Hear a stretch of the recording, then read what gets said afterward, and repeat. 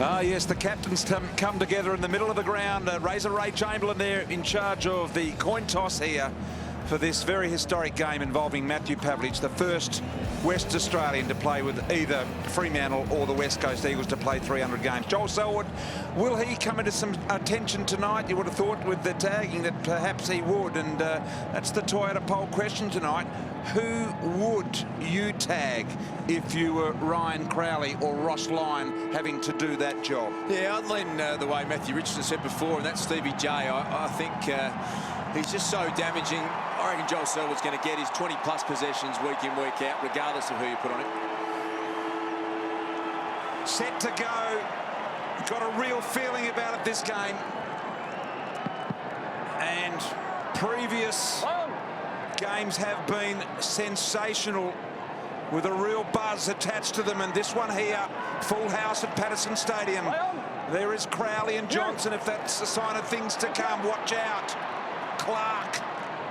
Rivers did well. Now Hill back on his non-preferred side, and the kick to the man of the moment, Matthew Pavlich. What a start this would be. And what a great forward setup the Dockers had at that first centre bounce. They opened it right up. They only had 3 players inside 50, one of them being Pavlich. Plenty of room to lead into. Now he's just trying to work out whether it's the drop punt or the right foot banana or the run around left, but he's stuck with the drop punt. Wouldn't be seeing a lot of daylight from there. Kicks only 30 metres if. Boy, talk about get the purple haze up and about. If this is good, have a listen to this. Unbelievable. Matthew Pavlich has caused everyone to rise as one. You couldn't have scripted a better start. Game 300, the superstar. That's where they kick a lot of balls. There's the family, Dad Steve there at the back. A little smile from the family. And this is where they kick a lot of them from, Richo. Last thing they do before they exit the track here is have pot shots from here. And he was really comfortable, wasn't he? As soon as he lined up the drop punt, he thought it was home. Yeah, he would have kicked a lot of goals from that pocket in his time, but they've just opened their forward line up beautifully here, the Fremantle Dockers, and a good setup. Plenty of room for Pav and the rest of the forward line to move in. Ballantyne and Zach Clark are down there with him. He joins the club of those that have had 3,666 kicks and kicked 598 goals. 599 now, looking for 600 goals. Simpson over the top, so Geelong's first foray forward, an opportunity for them as Kelly sees it wide. He's under fierce pressure though from Spur, and now an opportunity. Subin wide to Zach Clark. Interesting to see Zach Clark start in the goal square. Poor kick from him's going to go out of bounds, but they really are looking to find another option, as you said, Richo, to try and help Matty Pavlich out. Mundy's not really been able to fire this year, been playing a bit in defence, as well as Chris Mayne, I should say, is one I just have my eye on at the moment. So yeah, Chris Mayne just came onto the ground for Zach Clark. Here the umpire then say to the boundary umpire, was that touched? Because I think it probably was out of bounds on the full. Tommy Sheridan, I think, got his toe on it. And we can see that Guthrie has the job on the most dangerous Freo midfielder in Nat Fyfe. And Crowley to Johnson. Barlow around the corner. Mayne over the top. Mackie through traffic. Stewie Mackie back in the Geelong lineup this week. Rivers wrapped up by a couple. One of those was Sheridan. The other Barlow. Gee, the tackle pressure looks on early from the Freo Dockers. It's dropped a little bit this year, BT, their pressure. But remember this game last year, it was exactly like this, Richo. The tackle pressure was unbelievable. It was. And I'm thinking it's going to be the same again. Barlow, Pavlich, one-out battle with Taylor. Off hands Mzungu. 2 goals in 2 minutes for the Fremantle Dockers. Aaron Sandilands had a huge influence in that final down in Geelong last year at forward stoppages. Again there, knocking it down to Michael Barlow, and that's what caused the quick entry and the goal for Mzungu. They're going to have to make sure Dawson Simpson's the man that Aaron Sandilands cannot influence tonight's game. Unusual start this for the Cats. They've managed to kick the first goal in every game they've played this year, and all of a sudden they're 2 down as their superstar dashes forward. And gee, that's a good overhead mark from Bartel. It was a good mark, but Darsh, you're pointing that the kick was outstanding. I've never seen a player be able to kick across his body as well. As we have a look at it again here, he's just put that perfectly out to the fat side for Jimmy Bartel. That was a ripper, Das. You can't describe how good that is. At full pace, sprinting out of the centre. Could not have placed that any better across his body. Did not have to change stride. Now Bartella, big-time Cat player. This one off the side of the right boot. And there's some real passion and electricity in this ground tonight.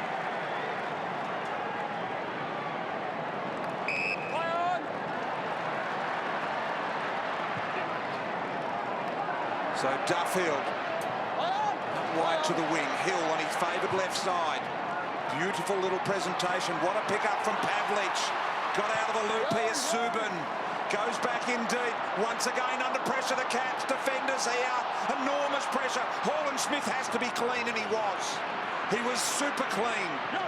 Main hasn't given up the chase, though. And Fremantle up and about. They're getting some transition, really quick ball movement from the defensive half into the forward half. I reckon Subin nearly could have given a handball over to Pearce, and he could have run through 50 and almost had a shot at goal. Simpson and Sandilands at it.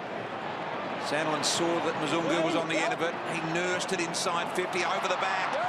The knife fight around the body for 3 in a row. Oh, Nate, you are good.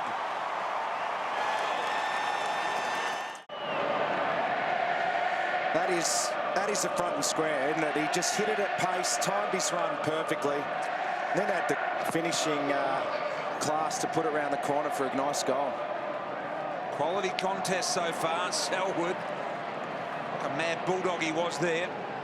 Hunt didn't quite know what to do with it, but whatever he did was working for the Cats. Now Kelly from Selwood and Motlop on the end of this one. Hold! Don't go forward!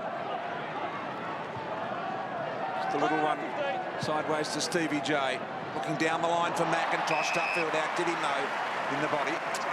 Lee, you would have seen this group respond in this sort of fashion. The Cats, what do they do now? Obviously try and hold on the ball and maintain possession, but they'll have a set plan here. Well, they've got to slow Fremantle down somehow. Fremantle's ball movement is outstanding at the moment. You know what it reminds me of, Das? Round 1 against Collingwood, where they just came out and hunted Collingwood at every opportunity they could. They took the game on and moved it really fast. Geelong have got to slow that down. Gee, their kicking's good as you say, Lingy. They're on. That was a great example. How's the hands from Pavlich though? He was under extreme heat from Harry Taylor. Jukes out in front. Good lesson for the youngsters. There's Sutcliffe involved in that last foray forward. Short little ball now to Spur. Missed the target on this occasion. Lonigan tidies up. Simpson out, though, too. It is indeed. But it's kicked back into the contest and had to come back and compete. Simpson, if he'd gone the other way, Silvani was cooked. Ground level footy. Guthrie has a look at who's chasing him, gives it to Bartel around the body, and normally Jimmy would get on the end of that. Yeah, he won't be happy, Jimmy. He's a really accurate kick for goal. He's missed a set shot that you'd back him 9 out of 10. I reckon he's a 9 out of 10 job from there, normally too, around the body, that sort of space. Duffield got in front nicely, Silvani. He looked like he was going to be outmanoeuvred then, but he's been in and out of this Fremantle side since Ross Lyon arrived. Kick falls in the hands of Main. Thank you. Main could have gone short to Pavlich, back inside. And Fremantle just steady. Johnson, have a look at the defenders now start to push down the ground and get involved. Little present-up kick is good here. Five's inside 50 on his own. Hill, short ball, there he is. They eventually got hold of him, Richo. Lonigan got to him somehow. 5, Mundy with the push-off. Relieved pressure brilliantly. Gave Johnson some time and space. And then to the fat side without accuracy. Blitzarves. Poor kick, that one. Blitzarves in the right spot. Fife's hard ball get in close then was just extraordinary. One of the best at Ferris last year, Fife, but he's getting better and better, turning into one of the out-and-out guns of the competition. You mean there was a year where Matthew Pavlich didn't win a best and fairest stars? Yep. Or something. Not very often. Or not get All-Australian. He's in there every year as well. Crowley to Hill. Hill through some traffic, fought his way through beautifully. Duffield liking his work so far in this game. Sets up Sutcliffe on the outer side. Now what have they got? Pavlich on the real long lead. That's where it's going to go. Pav and Taylor. Kick to the advantage of Taylor. Pavlich would have wanted it on the boundary side. And Selwood on the counter-attack. Dawson will pick this off. Back into the side for the Fremantle Dockers. There comes Fife. Crowley tried to keep him running with the footy there. Head over the footy was Buse, the first gamer. There's Selwood, partially decapitated. Good to see the first gamer and Jet Buse out there. Son of Andrew, of course, came under the father and son. Andrew, a former skipper at the Cats. The Rat, Andrew Buse. Yep, state player many times. Great player for the Cats. Andrew Buse. Crowley dropped the mark. He probably should have taken. Here's the dangerous Motlop. Dawson put his body in. Duffield with a quick kick, but Selwood's on the end. Little chip kick wide. Hall Smith. 55 out and closing, and now Bartel is really providing a lot of movement, but he drops the mark. Pearce immediately onto him. Back to Hall Smith. Centering football.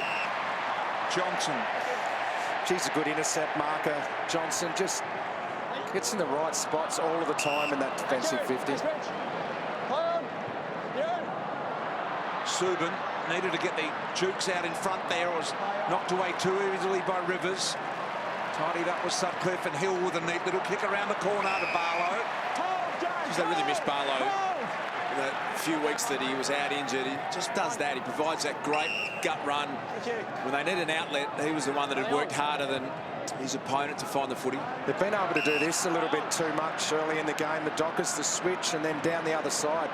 Haven't blocked the exits that well so far, the Cats. With really good effect, and gee, they got deep penetration on this occasion. Now Fife's pushed him in the back there. Yeah, it was the right call. He just wanted to kick with a bit more elevation on at Fife, and he was away, and he just had to infringe there. It was two hands in the back, had to be a free. Guthrie spearing the ball to Hall Smith. Guthrie on the outside now. Mackie carefully works it forward. Duncan the target. With him all the way on that occasion was Walker. Was Spur.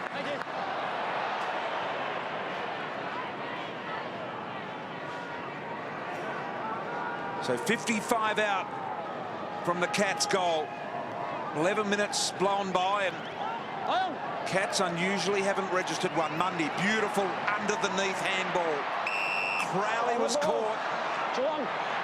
Thought about Sheridan wide and not in the time required.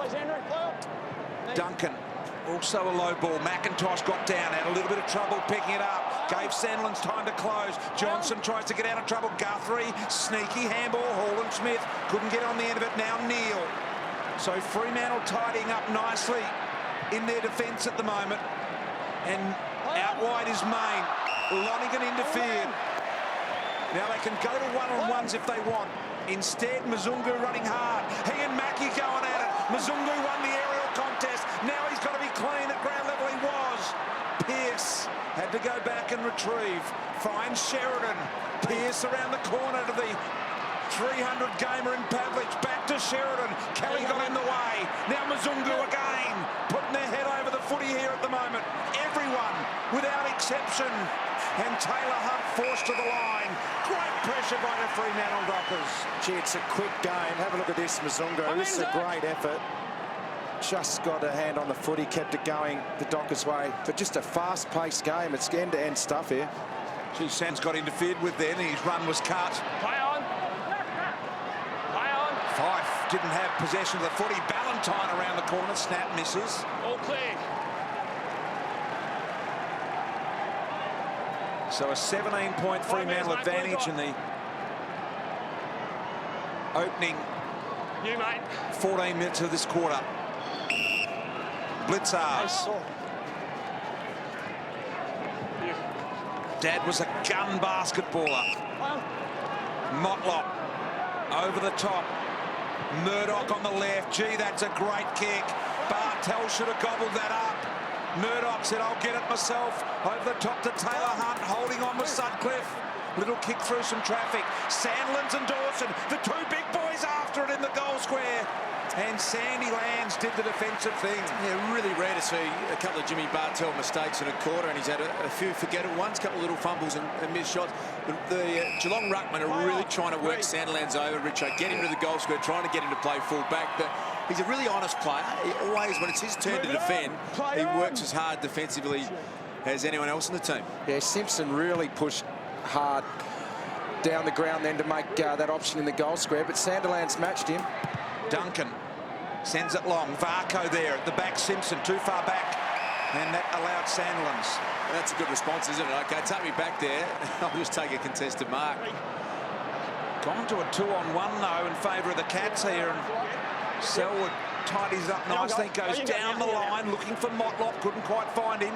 Kept it alive though, Motlop. Duffield wondering what he should do. He's really getting into the game now, Joel Selwood, up to 7 touches. He hasn't got Crowley, so he's got a little bit more room to move tonight. Ross Lyon and Brett Kirk in the foreground there for the Fremantle Dockers. Real important game this for Fremantle. They're currently 4 wins and 4 losses, and they'd like to get ahead.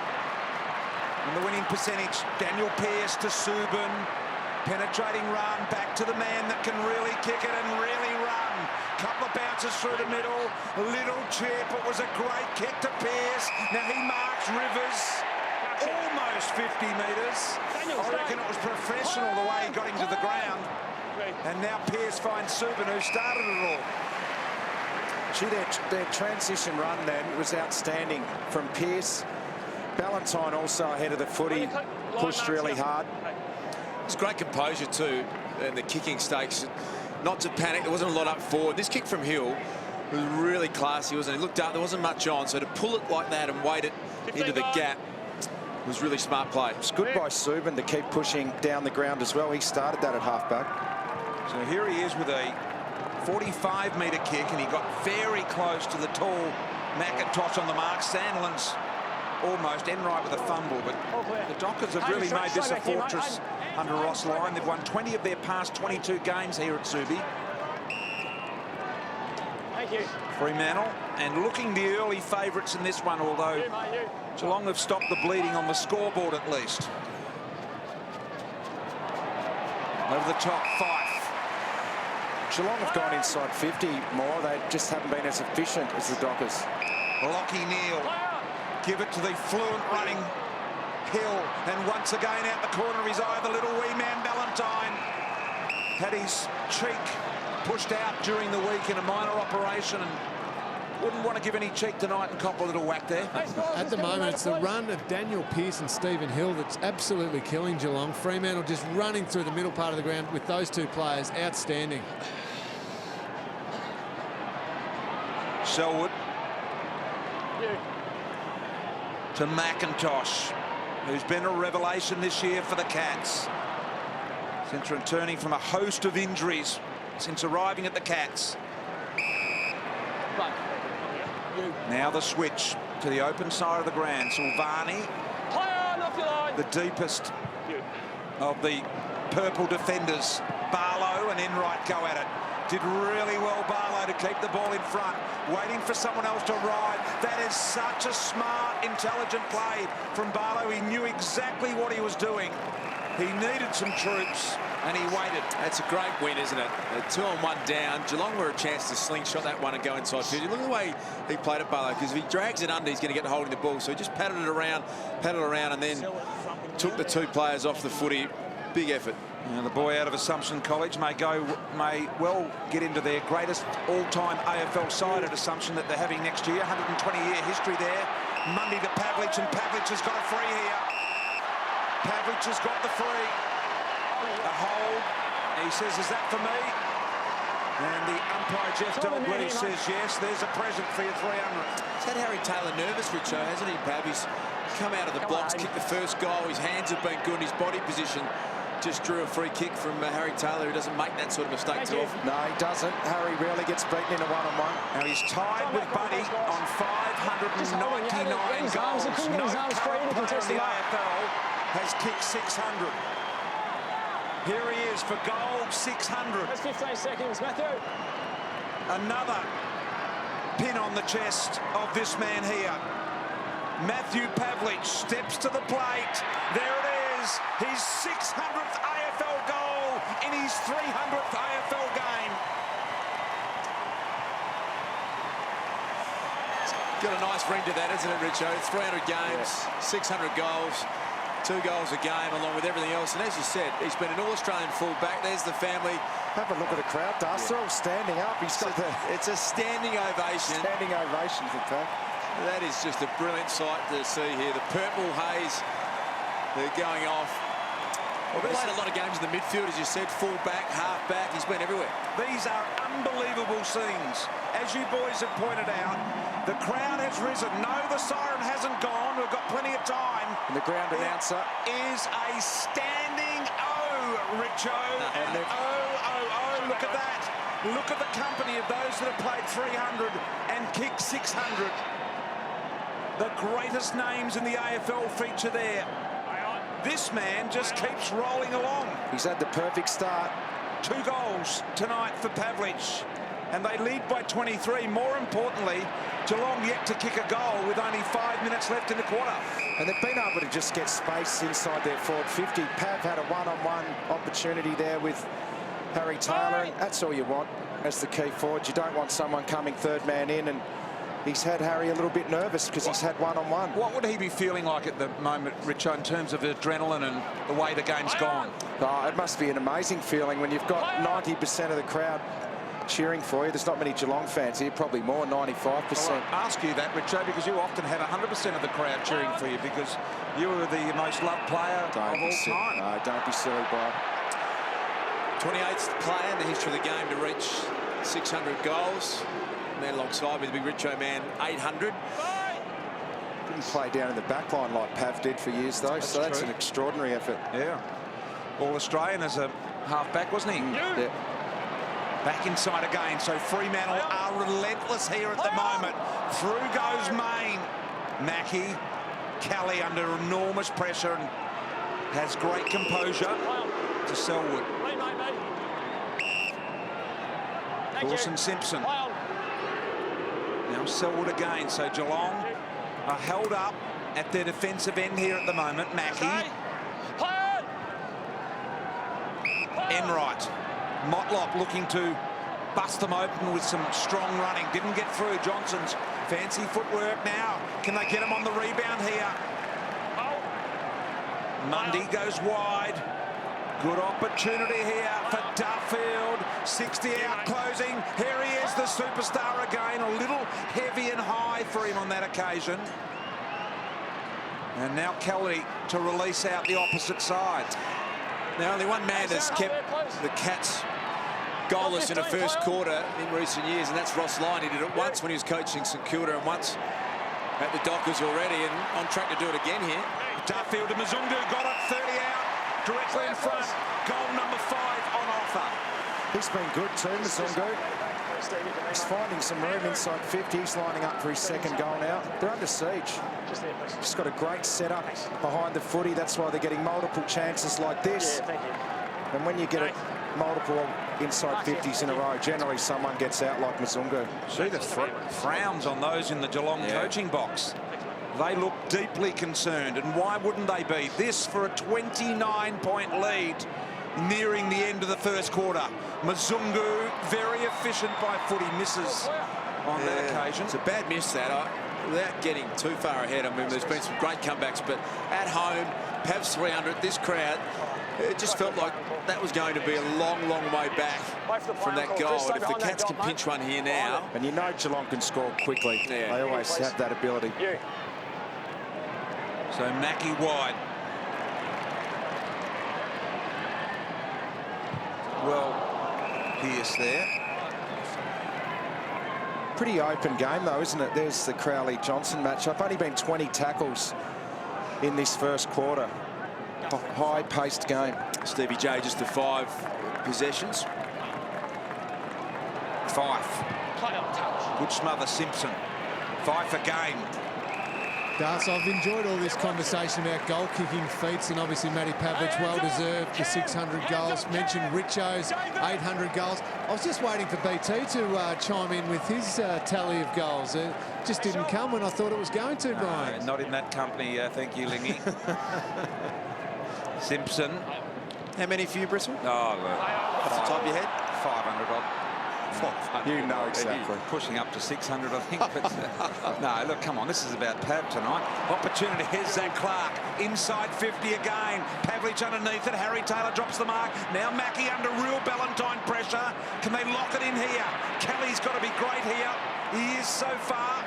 Spun mid-air. Pirouette around nothing, but he got rid of it. And now the boundary umpire indicates out of bounds. Gee, Chris Mayne worked so hard defensively. It was his chase then that forced that ball out of bounds off Kelly. That's his A-game, Mayne, his pressure. Great shot of Ross Lyon there, and you can see the stats in the background, these rocket stats that get fed into the coach's box that light up red if a player's causing them concern. Free kick here. See just in the back right there, that screen full of rocket stats and red lights, green lights, depending on what's happening with particular players and statistics. So Mzunga gets another look. There won't be a lot of red lights going off in the Fremantle box. It'll all be positives, and the numbers are just going to be so good Fremantle's way, Richo. Yeah, there'd be a red light on the clearances at the moment, Das. 13-4, the clearances. Fremantle's way. That's why they've been able to dominate. Now, he missed an easy one 50s. A moment ago. This is a 45-degree angle from 45, as you can see. He connects well, and that's a goal. So 5 first-quarter goals for Fremantle. Well, this has just been extraordinary. We couldn't have asked for a better start to a big occasion here for the Fremantle Dockers, and not very often you see the Cats shell-shocked, and they just haven't got the answers at the moment. Look at the free kick. Yeah, maybe just went on with the tackle a little bit too long there, James Kelly. I've seen them let go, but technically that's probably a goal, and they're punished them. He missed one, Mzungu, but kicked probably the harder one, and well, they've got a massive, massive challenge from here, the Cats. It's a great feather in the cap of Ross Lyon's defensive ability and strategy, isn't it, to keep a team that is such an attacking team goalless. I mean, that's just an amazing feat. As I said, he's the only coach to do it. Yeah. He's done it twice, once with St Kilda, and this will be the second time if the Cats don't get one in the next 40 seconds. We just saw Chris Scott moving the magnets around on the match-up board there, and he's seen again a big worry for him is Hamish McIntosh only the one possession, Tom Hawkins yet to touch it, Travis Varco yet to touch it. 3 key players who they need to get into this game if they're going to be any chance of coming back. I don't think I've seen Tommy Hawkins involved in a contest so far in the first quarter. His main trying to crash his way through. Probably not his fault. They're only 10 inside 50s. They've gone to Bartel. I reckon 4 out of those times they've gone in. So Hawkins just hasn't been able to attract the ball. So let's see if he can get it here. Zach Dawson, his direct opponent. McIntosh will look to just kick it over the top with a short one to Duncan. Now, the loose man's Michael Johnson, BT, and he's so good at getting the right spot. He's deep in the square here now, and he just says pop it up in the square, but there won't be time. Have a listen to this. The Purple Haze are going to be up and about here, I'm telling you now. They stand and rise, and they congratulate Matthew Pavlich on 600 goals and 300 games and 2 first-quarter goals. Look at them stand. It's a sea of purple here at Patterson Stadium, and that man has set them alight. Quarter time, and it's a 30-point Fremantle Dockers lead.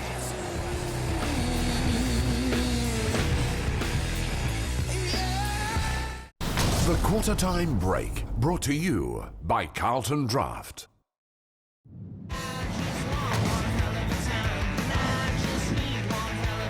What a brilliant start to this game, Richo. The Carlton Draft pick downloaded from the App Store now. 300 games for Matty Pavlich, and he started by kicking. First goal in fine style. Yeah, the forward line was open, and this man here found his skipper in Pav, and he made no mistake, went back and nailed it. Yeah, brilliant stuff, Matty Pavlich. And jump back on the app now and play Carlton Draft pick for extra points. The superstar. And look at the crowd behind him. Rising as one in brilliant shape, the Dockers. Yes, sensational stuff from Pavlich. 2 first-quarter goals, and Fremantle in control. 30-point leaders, but you can never underestimate this team here. Cameron Ling, I know you've been close to the Geelong huddle. What did it look like to you? Well, straight away, BT, Chris Scott was out there talking to the whole group, but I did notice he just pulled to the side Stevie Motlop, had a really good chat to him, spoke to Stevie Motlop, I reckon, about the fact that Stephen Hill, Mzungu and also Daniel Pearce have just been getting Geelong on the outside. Their transition running, their ability to move the ball quickly has really hurt Geelong. I reckon Chris Scott's put it on Stevie Motlop and says, you've got the running ability of those blokes, you can match them in that area, expect a lot better from you. So I'm expecting more from Stevie Motlop in this second quarter. Gee, look at contested possessions, 42-27. Yeah, and the clearances are 13-5, so they're just getting the ball first, the Fremantle Dockers, and then they're holding on to it with run and carry, and Simpson's just got to get it down to his mids to advantage, because look at that, 5-0 to Sandilands. Well, we saw on Anzac Day Collingwood come back from 5 goals to 0 down, and this is a very, very different side, though, in the Fremantle Dockers than perhaps Essendon. And hard to kick goals against at the best of times. But we know we've got one of the best attacking teams of all time and a well-balanced outfit in Geelong. Here's Enright. That's why they score so heavily, BT. That kick there, Mackie had a little fun. Well, it's happened a bit tonight. They'll always under pressure, still keep attacking through the middle of the ground and open up the Dockers. Blitz halves, little drilling footy. Here's Hawkins' first involvement. And that's why they're a brilliant side this side. And most teams would 5 goals down, too nervous to try and hit the kick and right hit in the middle of the ground, because if it turns over, it's a goal. They'll go back to this style, and as a result, they can score quickly. Richo and Hawkins, we haven't seen, suddenly he's got a shot at goal. Yeah, and he gets that shot for exactly the reason you said, Das. They're prepared to come through the middle, and that gives Hawkins a lot more room to move. He can lead anywhere then when it's coming through the middle of the ground. So he'll kick it from basically on the 50 here. We're right behind him. Is it a little left to right, or has it got a bit of right to left about it? It's left to right. There it is. It's all about the distance. He's got it. Geelong's first goal at the 1-minute mark of the second quarter. BT, you're our goal-kicking expert. He's improved this part of his game. He has, and he's getting through the footy, Das. Remember, he used to just sort of tinker at it and touch it and not follow through and not really get through the footy like he really wanted to kick it. And I noticed then that he really got through that footy in a very aggressive fashion. So Geelong with their first goal, just 24 down now. Pavlich and Guthrie. Hill, who was explosive in the first quarter. Mundy got the give and go. Crowley some nice help. Gave Mundy an extra 10. Mzungu the target. Standing tall was Blitzarves. And now Rivers. Enright out of bounds on the 4. It'll be a Mundy 3. He doesn't make mistakes very often. And the play on sets up Mzungu for his third goal. Got a massive issue with Mzungu at the moment. He's pushing forward and finding far too much space. There's that hit out to advantage to Mundy. Gee, that's clean. You can't stop that, BT. That is clean. But they've got to do something about Mzungu. I think that's his third or fourth mark inside 50. He's finding too much space in there. To equal his career high of 3 goals early in the second quarter, if you don't mind. Mzungu misses to the right. Saw the work of Sandilands. He's had 100 hit-outs to advantage coming into tonight. It's 21 more than anyone else in the AFL. What they haven't done is convert that advantage into score. But tonight, the reverse. They're getting Mundy on the run. They're getting real advantage from their clearances tonight. In the back of Sandilands. Have a look at this. Geelong all going to one side here. Every player bar 2 trying to outnumber them on one side with the Fremantle pressure and zone, if you like. Gee, that was a good hip and shoulder by Mundy. Duncan gave him a little one on the way through, but Mundy was sensational and squeezed the trigger with a handball to the 5, and Barlow on the end of it. Taylor. Sensational stuff. Barlow, long attempted goal off to the right. See the handball. BT, you called those 3 players then. It was sensational by David Mundy. At first his attack on the ball and Joel Selwood there, but then his quick hands to 5, kick to Barlow. It's those 3 players who are the key to Fremantle. Just such brilliant contested ball winners in the middle part of the ground. Hatton right in front of you. Now Mzungu marks the intercept. Kelly, can he go? No, he's held up.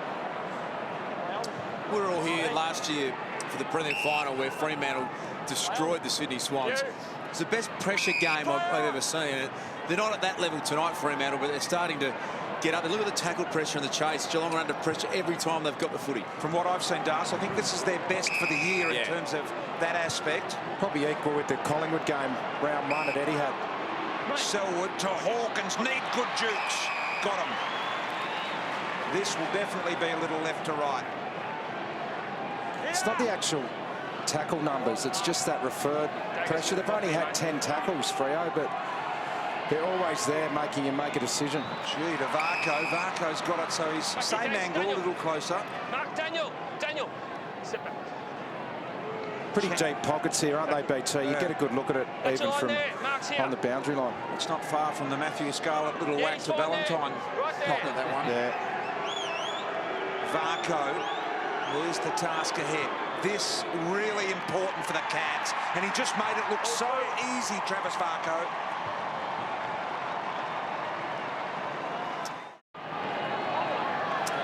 So, Lingy, what adjustments would have Chris Scott made at quarter time, do you think, to present themselves 2 goals here?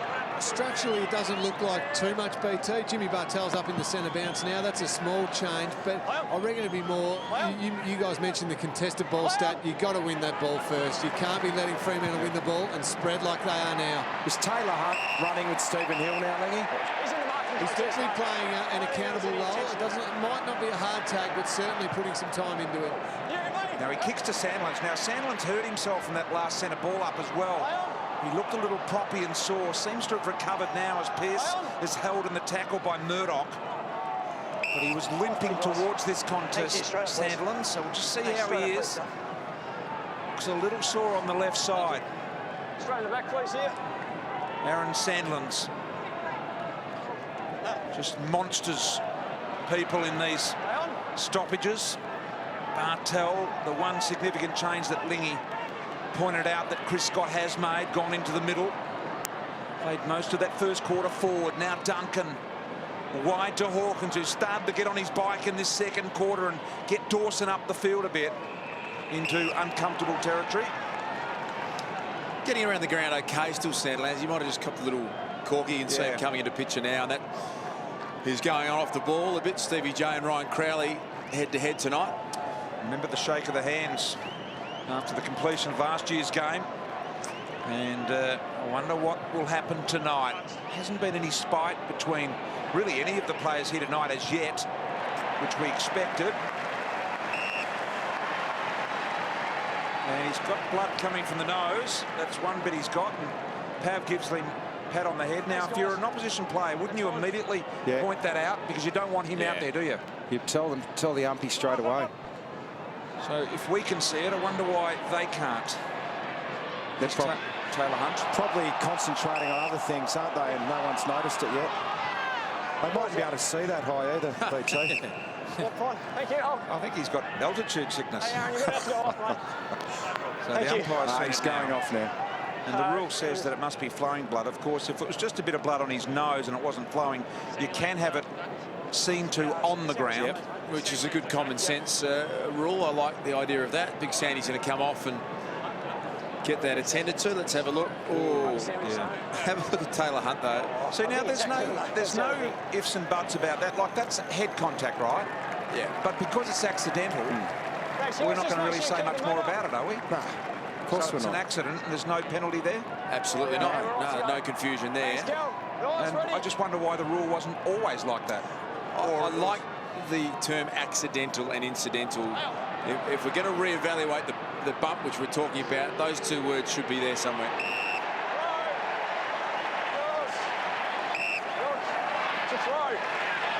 Oh, he's not going to like that, Stevie J. Oh, he's told him a couple of times. He's bemused by that.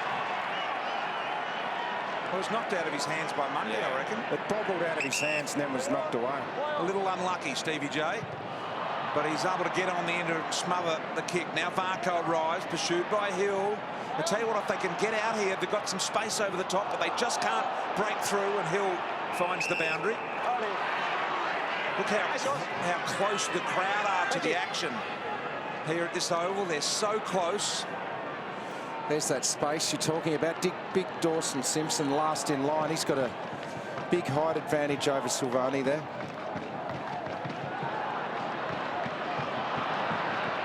Fife, McIntosh, Taylor Hunt, threaded the needle. Hall Smith now. Mackie into the middle. This can work for the Cats. Duncan a drawing football to Bartel, giving them a lift since he's gone into the mid. G. Hawkins was being held there by Dawson around the neck. Umpire didn't see it. Now Silvani through traffic, squeezed his way, inching ball to Fife. Outstanding by Silvani. He left his man Simpson and made the running for that ball. It was brave play. Went for a little too much on the kick, Fife. Duffield, who's done well in this game. Now, which way does this go? Crowley. Not happy against Stevie J. Umpire said he had a piece of Crowley's arm, paid the free kick, and he just shakes his. Same umpire too. Umpire Jeff Dalgleish. So Crowley from 55 gives it every inch that he's got in the leg. Yeah, don't reckon he was ever going to get that, Ryan Crowley. Should have gone top of the square. Let's have a look. Was there a bit of an arm grab there? Daggers, turn around, watch this. Oh, boy. It's probably the arm grab the other way. It wasn't maybe over the shoulder Earlier, yeah. So Geelong here. Big mark by Fife over the top. Gee, their midfielders can mark the footy. Mzungu, Fife. It's a real weapon for him, isn't it?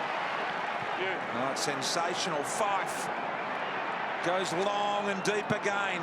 Pavlich for his third goal. Snap over the shoulder. He's just missed. Richo, you mentioned the ability for their midfielders. We've seen that Fife take a fantastic grab.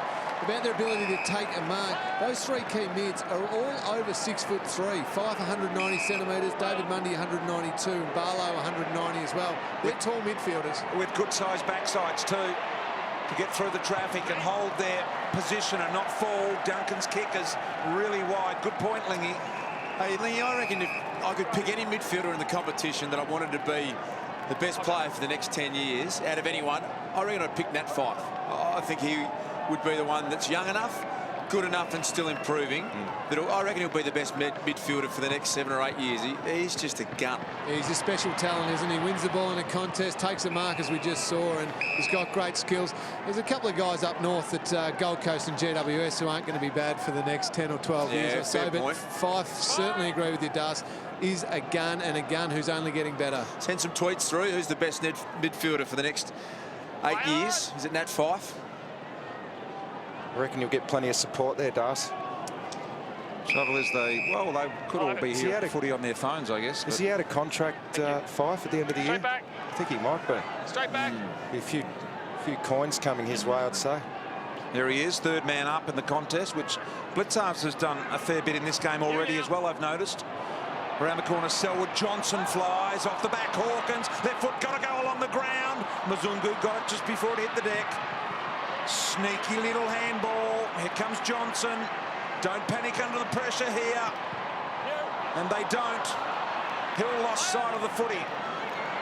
Spurs hurt on the side. Gets back to his feet now. Selwood there as well. Yeah, Josh Selwood smothered that with his hip and his leg, and he hasn't moved. So let's have a look at the kick. And then almost like the kick straight into the arm and the shin. So and the knee into the side of the ribs. They're back up and running. McIntosh, Fife, Zach Clark. Look at Ballantyne. Will he take him on? He looks at Rivers and he says, "You're a little old. I'm young and I'm sneaky." Around one. Ames lets it rip. Oh, Ballantyne. He just looked at him and he said, "I have got you covered, Jared.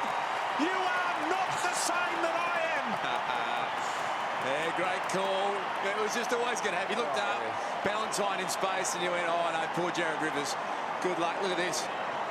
He just evaluated the situation, didn't he? Gee, the crowd. How loud was that then? How is it down there, Lingy? Sensational atmosphere, Richo. The Fremantle crowd absolutely loves Hayden Ballantyne. And wasn't that exciting? Kicking the goal and then the big celebration with Pav. Sensational. And I'll tell you what, these Freo supporters, they can make some noise. This place is definitely a cauldron. They make it uncomfortable for opposition teams, and they've done it again there. He enjoyed his own work too. Had a good look on the screen and he said, gee, I was impressive then. There's Guthrie. Simpson's ball was smothered powerfully by Barlow. Here comes the big man Sandland. Have a look at him go through the traffic there to the Fife. And now Spur out the back. High ball Subin. Interfered with Enright, surely.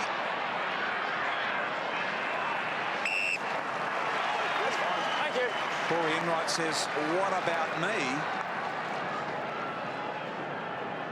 So Geelong with Keep the meter, please. 2-1 in this quarter, just inching their way back, but it's a long way back against this all-conquering Dockers outfit in this sort of mood. There's Blitzards again, third man up in the contest.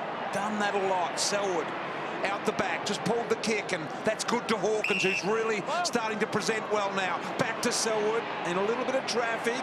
Hawkins and Guthrie combine, inching ball to Bartel. Bartel now, opportunity Duncan, and didn't they do that well, the Cats?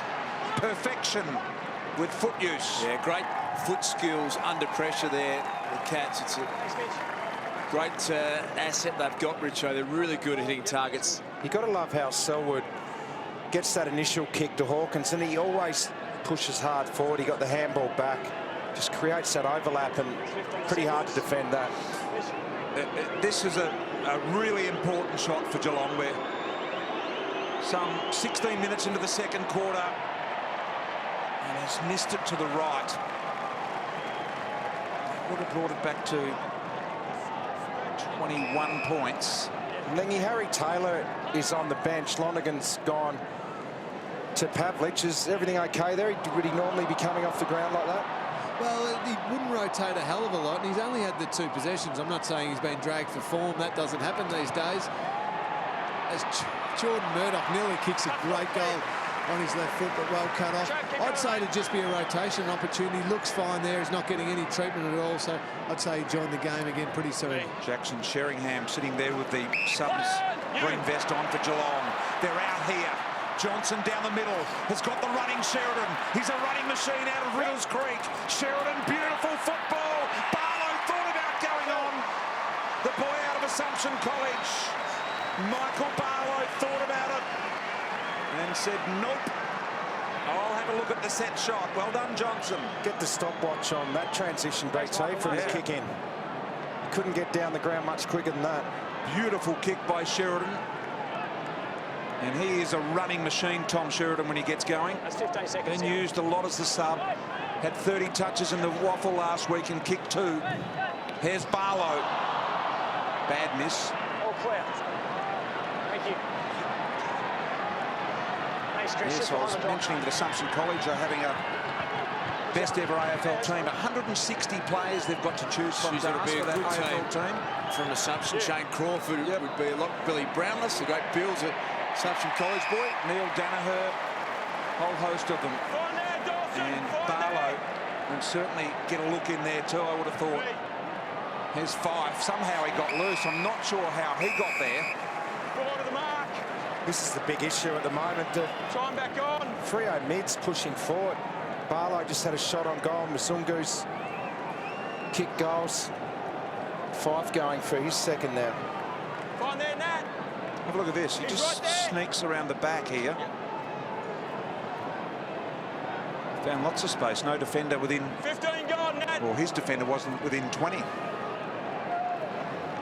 Fife to get it back out to 32 points. From about 40 metres out. Bending to the right. Hey guys, a really interesting thing from that kick out. You saw Aaron Sandlands take the big mark. Harry Taylor was out here as an option. He was actually signalling at his teammate to not kick the ball to him because he saw Michael Johnson and Aaron Sandlands, same as that, just queuing up there to take the mark. Harry didn't want it anywhere near him. They get away with this one here, getting a free kick to Jimmy Bartel, but Harry did not want the ball kicked near him, not with Sandlands lurking about. Yeah, good selfless team play, Lingy, isn't it? There's McIntosh. Sees it over the line. Thanks, mate. 6:50 remaining in the second quarter. Johnson and Crowley. tangled there, and Howard got involved. Up the back to Pearce, Enright. Now he can go to Kelly if he wants. He does. Kelly took on Ballantyne, and Ballantyne's got him. Does help arrive? Blitzarves, no. Fremantle are going to come away with this. Subban, little one around the corner to Ballantyne, traps the footy. He looks at Kelly and he says, no, you're not bad. Around the ball, high footy. Pavlich has taken a beauty.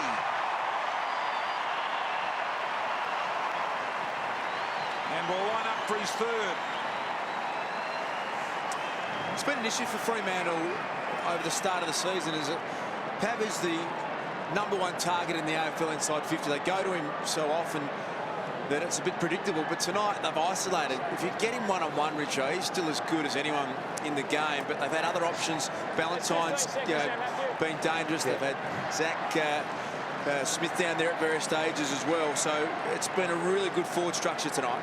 600 goals, 367 behinds. Pavlich directly in front. Goal 601.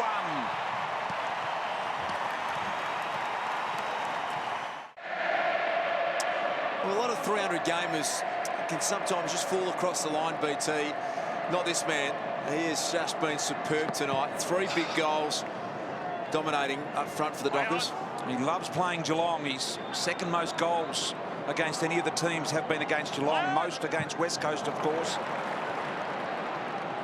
And here he is tonight in his 300th game with 3 goals. Playing an integral part. Gee, how can you be playing an integral part when you're playing your 300th? Normally, things are winding down, but not for Pavlich. Selwood, little one out of the pack. Hill's step was really good-looking thing. Barlow thought about the left, went right. Now they've found space. Sheridan again, over the top, puts it in front of Hill.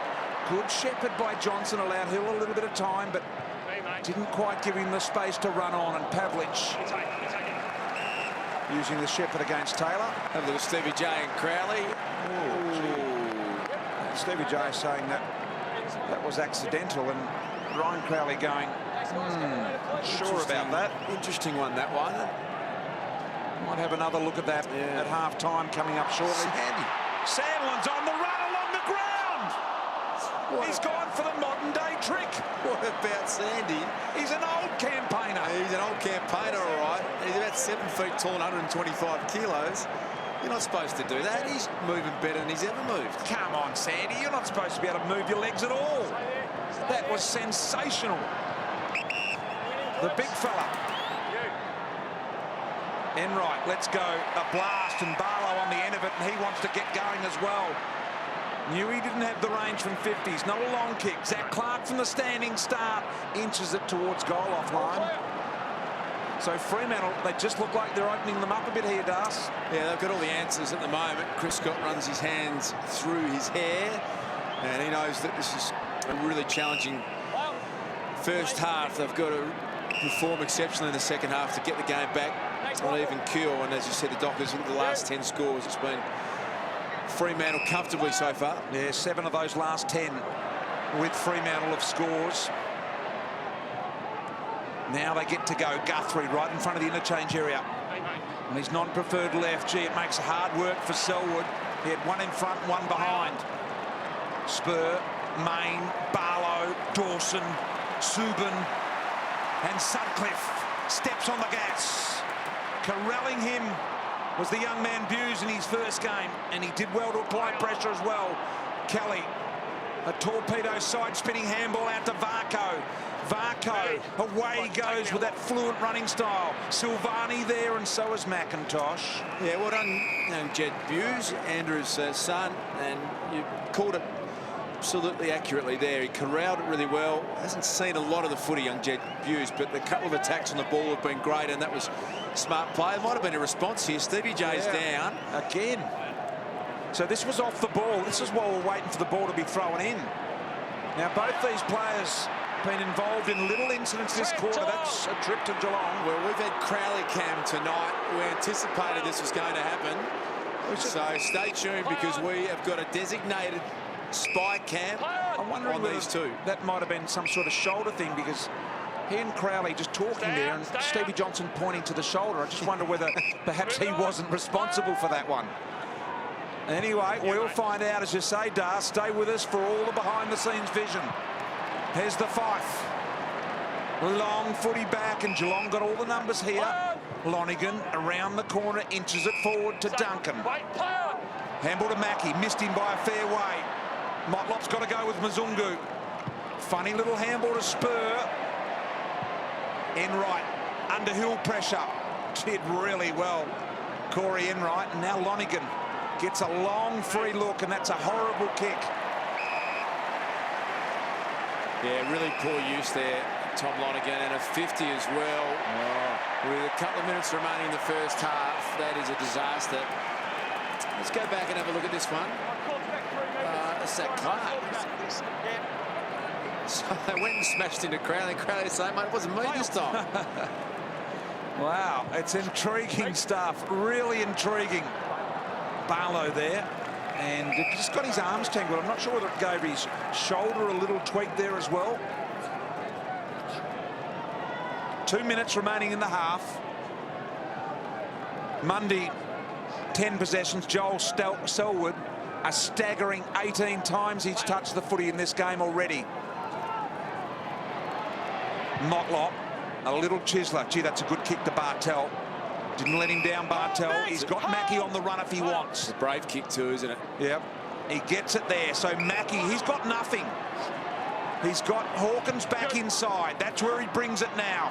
McIntosh was the deeper of the two players. Blitzarf. So all the bigs are there. Hawkins with a bit of soccer work.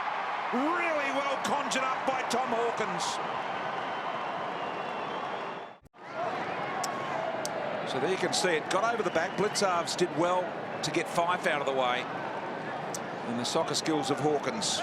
All set up with a really brave kick across half-back, right into a dangerous spot. Mark taken by Bartel. He plays on, and if they are to get back into this game... Geelong. Yeah, Geelong free kick, the Cats. You've got to admire the courage that it takes to keep kicking to dangerous positions. They are the best team at it. Yeah, and they do it often. Now, that kick by Dawson Simpson wasn't so good.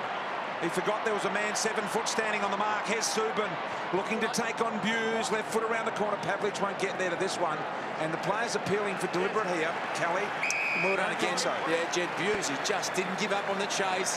Had a half a stumble and then got enough pressure into the back of Subban there to make sure that that kick was ineffective. So a really important minute here for Geelong. They cannot afford to concede a goal here.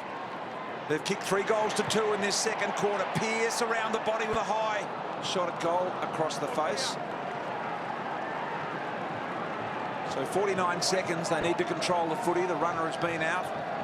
Alerted the players to the time. Taylor, understanding of that.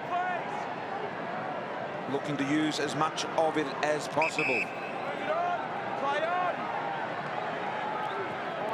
Gee, went short there, trying to draw Enright to the footy, but Enright wasn't alert to what was going on. And he's had a strange night, Harry Taylor.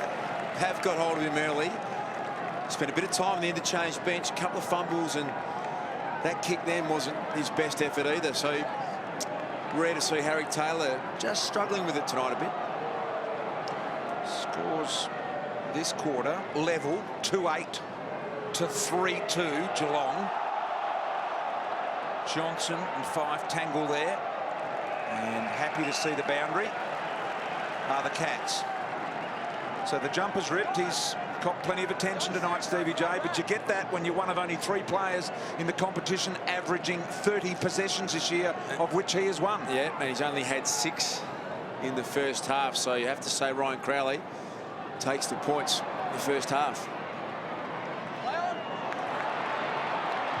Sheridan to Barlow. Barlow around the corner. Pavlich looking for the free. Main came in. Quick little kick by Lockie Neal. It's funny, Ryan Crowley, he's out of sorts a bit this year. He's had players get more footy on him than they have done for a long period of time. I reckon he loves it when someone gives it to him. I think it just sparks his interest a little bit more. And a fair bit going on between those two. Yep, we'll take a look at some of those during the half-time break, but it's been a hard quarter. That man there set it alight in the first half, kicked 2 first-quarter goals. He's got, well, 2 for the game, and he has been electric. He's got 3, Pav, actually. 3, sorry. Yep. Yes, he has. Got 1 in that second quarter. Let's go down to Matthew Richardson. Well, Dave, that's a pretty complete half by the Dockers. Yeah, we're playing pretty well. All our indicators at half-time are really strong, but we know that they're a proud club and a proud team, and we know they're going to come back at us, so it's about us maintaining our levels for the second half. Now, your midfielders have pushed hard forward tonight and taken marks inside 50. Is that a focus? Oh, we like to get back in with them. That's where Geelong started a lot of their exits and a lot of their score chains, so their mids are pushing back to help support, so we need to push in with them. How are the lungs feeling? It's a high transition game. Yeah, always good to get to half-time. We'll put the legs up for a minute, but we're just enjoying it out here tonight. Good luck for the second half. Thanks, mate. It's the Dockers by 5 goals at half-time here in Perth. We'll be back soon.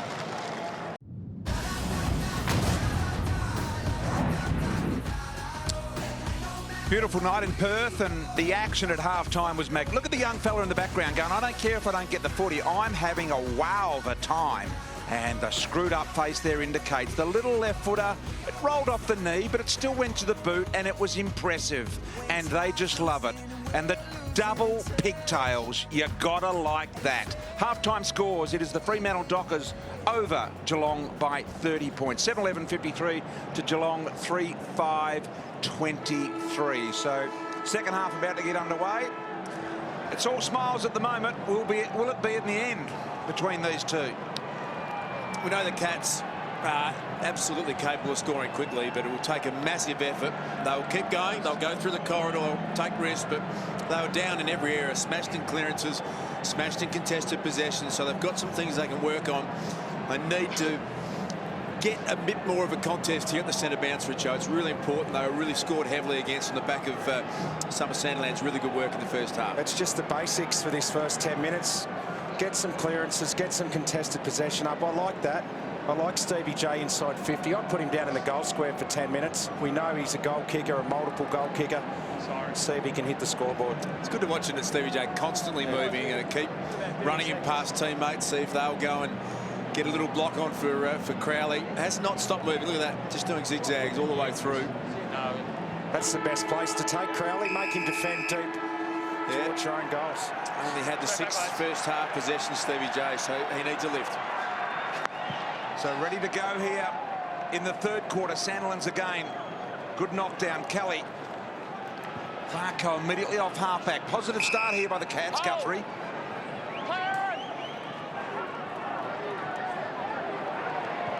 Forced to go backwards. Stay! Hold, Hayden, hold! There is Buse, the former national pole vault champion. Move it on! Play on! Another national pole vault champion in the family as well, as we heard from Sam Lane at half-time. Buse kick not so good though. Clark. Still looked pretty fit, Busey, didn't he? Yeah, looked great. He had massive biceps in his day. A regular State of Origin representative, Andrew Buse. Love the beach weights, Busey. He's a I love it now. fitness instructor now. Yeah, he is. Yeah. Subs have yet to be used. DeBoer and Sheringham both still very much green vested. Selwood had an electric 18 in the first half. Getting some tweets through that we've got another national pole vault champion on the boundary. Who's that? I was waiting for that one, Das. They're quick on Twitter, Lingy. Very Real nice. Steve Hooker look-alike. Mazungu. Oh, he gets mistaken for it all the time at the airport. I'm not sure Lingy got off the ground very often. Put the Geelong Advertiser under him. Crowley's kick to Rivers. Richie, I would really love to argue with you there, but I've got nothing. I can only agree with you. Move it on! Play on! Where to for the Cats here, Lingy, do you think? Well, first and foremost, and I know I harp on it a bit, I know it's a bit making things a bit simple. Contested possessions. You can't lose a half of footy contested possessions by 20 against Fremantle and think you're going to beat them. You've got to win the ball in a contest and then back yourselves to move the ball like this. Take the game on still. Oh, now this is a penalty against the runner. Advantage paid because it was the Geelong runner, in fact. Handball wide. The build-up impressive here from the Cats. Bartel to Hawkins. Got him in a one out there. Got up the one hand off hands. Duncan just quickly tried to get it to boot. But gee, it was a good tackle by Dawson. Really well done. There was actually the Fremantle runner there, BT. Oh, was it? And they called advantage, so Okay. I reckon they have to look at a bigger penalty than that. He's standing right in the corridor. Advantage, but he actually took away the advantage. That was where they wanted to run. And Quick snap at goal. I think it was Guthrie in it, or Holland Smith it was, in fact. Sort it out, please, guys. Sort it out, Dave. But there's the Hall and Smith replay. I think the penalty for the runner there, Das, should be, well, whatever is best, but at least a 50-metre penalty, shouldn't it? well, just there's no incentive. I'd put the runner out there. You can put him in the hole, basically, if you think that that's going to work. Fife, high ball, first entry this half for Fremantle inside 50. Ballantyne looking to take on Buse, kept it alive, did well, got it into a real dangerous spot. Now got to be clean, Rivers. He was. Lonigan spearing ball to Mackie. So you see Mackie's eyes are always through the corridor first. Their first aim is to try and get it back through the middle. They didn't have an option on that occasion. Hall and Smith to Selwood, met very solidly by a crunching Zach Dawson tackle. Really aggressive tackle by Dawson.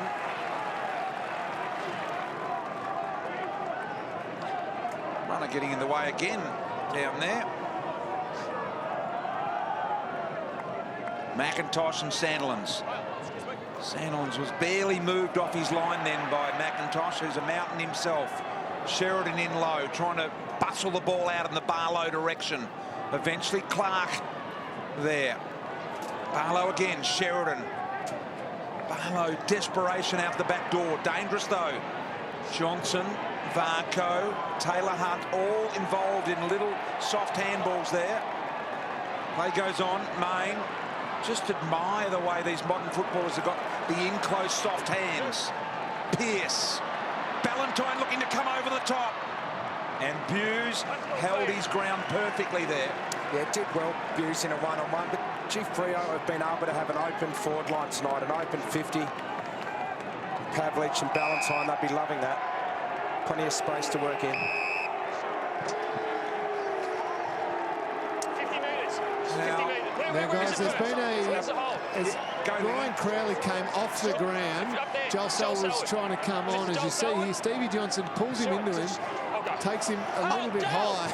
It's a bit of fun going on. The emergency umpire blew his whistle, so that's why the free kick has now been moved all the way down the ground to Joel Selwood. But Ryan Crowley pretty stiff there. Should have gone to Crowley. Yeah, absolutely. And Chris Bond is just calming Ryan Crowley down on the bench. He can't believe it. Well, what do you see there, Dale? Well, what he's done, it's clever from Stevie J. He's dragged him off the ground incorrectly, which means it's a penalty, but it should be a free kick for holding him off the footy. So it's just a little bit of gamesmanship from Stevie J that has worked in his favour. Well, he's still in the field of play, so you're right. Should have been a free kick for holding the man. There's Johnson through the middle. Inching footy, beautiful to Hill. Now he can kick this from here. If he goes back and winds up, which I don't know why his teammates aren't encouraging him to do so, this is not a problem for Stephen Hill. Someone needs to tell him, steady, get some momentum and run and kick like you normally do. Well, I reckon here it is again. You see Stevie J just pulls Crowley across. And look at Selwood trying to help out. Gives him one on the way through. You know what? I reckon the emergency umpire didn't see that. He just saw Crowley standing in the incorrect position there. Chris Bond ushering him to his seat. Oh, that's funny. That's funny. Fife dropped a sitter by his standards. And they're lofty. Sheridan unloaded. Support from Pearce into a dangerous spot. Geelong have got to defend with certainty here. They're under enormous pressure. Ballantyne's closing speed on Mackie was lightning. And this has got a little bit of tension attached to it as well. You're okay, Mac. Raise there.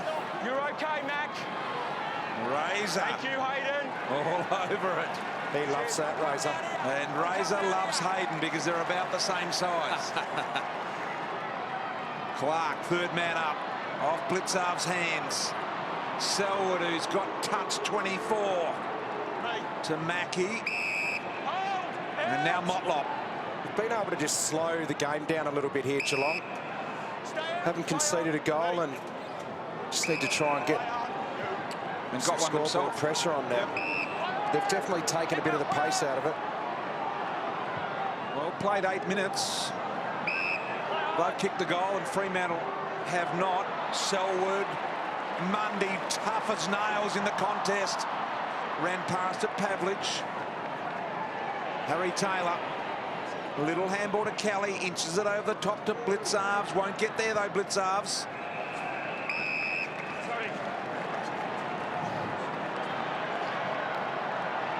So 26 points. Next goal crucial for the Cats.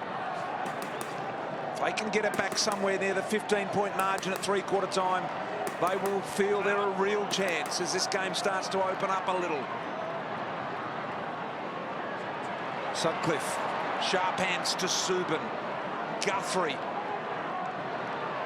Murdoch to tidy up for Enright, and now they're out of the loop as Taylor Hunt gets a look forward and can belt it into Hawkins, who is being held by Dawson. Umpire said nothing in it. Now big Dawson Simpson comes in. He has a look. He keeps the ball locked under. He needed to knock it out and keep it moving in that dangerous position. Crowley forced to defend across the face of goal with a precision-like kick to Mazungu. Had to be precision. That was a risky kick across the face of goal. Leave it on, please. Play on. Yeah.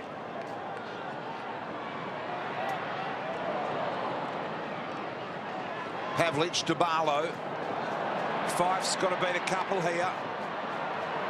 Murdoch needed to go inside. A really good tackle by Ballantyne. Geez, applying some real good pressure, Ballantyne. Hey, the Fremantle runner, Sean Tinsley, I reckon's got involved again. He came off the bench. There was an option out the back, and he was very, very smart with where he ran BT. Yeah, I agree. I made sure, an old teammate of mine, Sean Tinsley, twice he's been involved in just clogging a little bit of space there. I'm not saying that under direction, but I know the AFL have got an issue with runners. We've got one less this year. I think it might be under direction the way you've described it. Well, he's just filling gaps at the moment. A bit too clever for to be a mistake. Just filling up the corridor now, probably too there. So you've seen him out there. Has he delivered a message? No, he hasn't. No, he ran on, and that was the thing. He ran on a fast play, got into the right spot, and I think it's Nigel Lappin out there for Geelong tonight. He's been out there a while too. Is it Nigel Lappin, Lingy? It is, Richo, yeah, certainly. Wonder what happens if Ross actually wants him to deliver a message. He won't be there. Knocking, but there's no one home.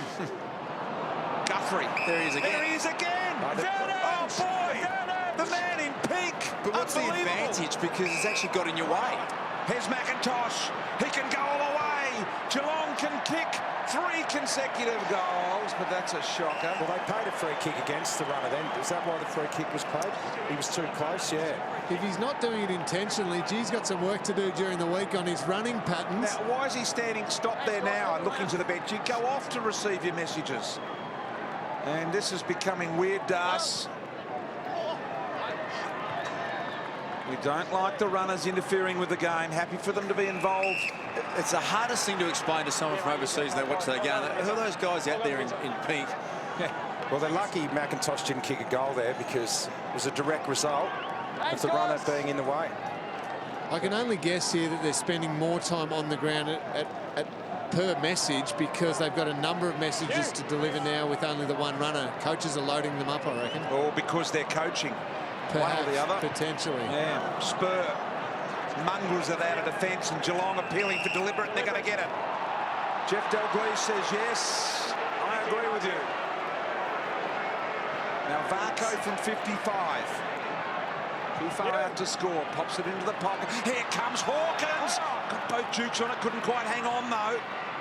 It was beautifully positioned by Varco. Simpson, McIntosh, I'm sorry. Sheridan caught in the Dawson-Simpson tackle, the big and the small. Thanks, Dawson, tell mate. And here's this battle that has intrigued all at the ground. And those watching, I dare say. McIntosh clean tap in the Johnson direction. So Geelong really pressing here. They've kicked 2 consecutive goals, one of them in this quarter. 26 points the margin. They need something for their reward here, but resilient in defence have been Fremantle. Hill's kick, a little loose. Rivers gets on the end of it, sends it back. McIntosh tried to mark. Dawson came in, good bump, good tackle. Now, is that a soccer by Motlop or Bartel? I think it is. I reckon this is the goal. That's okay. Let's listen. What's your call? Yep. No problem. Score review. Umpire's call is all clear a goal. We just want to make sure that it wasn't rushed across the line. Thank you. Oh, Razor loves the time on camera. I think this will be a goal. Bartel is certain. Just wait there. Now, Until I get back out there. What's that? Until I get back we out need there. to slow that down, or the video review will need to slow it down, and we'll get a definitive answer. Now, had all of the ball crossed the line? No, it's a goal. Here we go. There's the boot right there. That's a goal.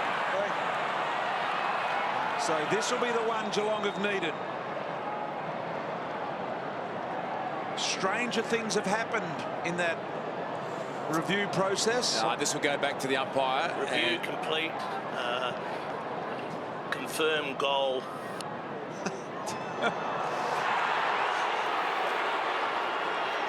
Just a little confused, our score review. Then confirmed the goal on the end. So the right call. He took his time. We've seen a lot going on with Stevie J and Ryan Crowley. Crowley cam, and Stevie J took him over the interchange, and Ryan Crowley then had a little bit of a chat in the frame with Ross, and you can just see Ross just delivering a little message, and Ryan Crowley not happy at all. So what can I do, Ross? Drag me over the line. He's tried to be on his best behaviour tonight, Ryan Crowley, and he's getting dragged into these things, and people are whacking him and giving him a headbutt here and there, and he's sort of done nothing wrong tonight. And he's done an outstanding job on Steve Johnson too. That sort of stuff's only happening because Stevie's frustrated, kept him to the 10 possessions. He's been very good, Crowley. Neil, killing kick out of the middle. It's been a good quarter for the Cats. They've taken a bit of the pace out of the game. They've had a really good structure. They've been able to keep it inside their forward 50 there with a bit of pressure, and Bartel gets the goal. There he is, Mr. Pink again. He's My mate, at the stoppage. the runner, Sean Tinsley. Played at the Dogs, did he? He did, Yeah. and just getting a little bit too close to the action for my liking. You got to get off the ground, get your message and get out. Hey guys, thank you. Well, what is he doing Thanks, this guys. now? Thanks, guys. He's not delivering a message. If he is, deliver it and get off. Barlow's asked him a question. He's not delivering a message there. Barlow outside. And now he's going to hang around on that side of the ground. Taylor Hunt to Kelly. Rivers faking the mark as if it was coming early. The knockdown, Duffield into the open goal. A dagger in the heart of the Cats. Chris Scott not happy. So Jared Rivers complaining about front on contact here. Zach Clark. Now, did he encroach and make contact before? Let's have a look. This is the angle we want to see. Well, Clark's not looking at the footy, so he's got a point, Joe. Yeah, he's got a fairly strong point, I would have thought. Back in the middle. Just saw Razor have some stern words with Joel Selwood as well. Let him out. BT, just quickly, I've got a double sub for you. Matt De Boer out for Fremantle, Alex Silvani off for Geelong, Dawson Simpson off, and Jackson Sheringham in. Here's Hughes, sends it deep into attack, not deep enough though. Did well, Blitz asked to bring it to ground. Who wants it? Crowley said, I'll get it. Mzungu happy with the boundary line. Starting to hot up here now. Both subs activated. Silvani and Dawson Simpson, the two unfortunate ones. So 10 minutes remaining in the quarter. Good time to activate them, boys. Yeah, I think the timing's right for both sides. They need extra run. Dawson Simpson was the one that was probably always going to come off from a Geelong point of view. But the brilliant part for me about this game, it's 26-point ball game for all Fremantle's dominance. I feel like Geelong are right in this. particularly if they kick the next one, Richo. Well, in general play, they're right back in the contest. It's just about getting some scoreboard pressure on now, but they're right back in it. The dominance Freo had in the first half is gone in general play. So was that deliberate? Here comes Razor. Yeah. He sprints in and says yes. A chance for me to be involved. Daniel! Well, I reckon he's a bit stiff. You're allowed to fist the ball. It came off his knuckle and went across the line. And I suppose technically it's there, but great crack. It was. Hilda Sutcliffe drilling footy to Ballantyne. Couldn't quite hang on. Around the front, here he goes. He's got speed. Head down. 40. Closing. Skinner. Hayden, you're a star. He says, come on, come on, come on. Boy, oh boy. Well, this is a massive goal, Richo. We're just talking a goal the other way back to 20 points. And Ballantyne, he just feels as though he's loved this occasion. Big crowd. His good mate Matty Pavlich has thrown his game. And he's played it really well. Yeah, I love him. He's got passion and he gets under people's skin, but he gets the job done. Doesn't seem to have had any sort of physical nature directed towards him either tonight. Here he is with a one-on-one with Buse. Buse did well then.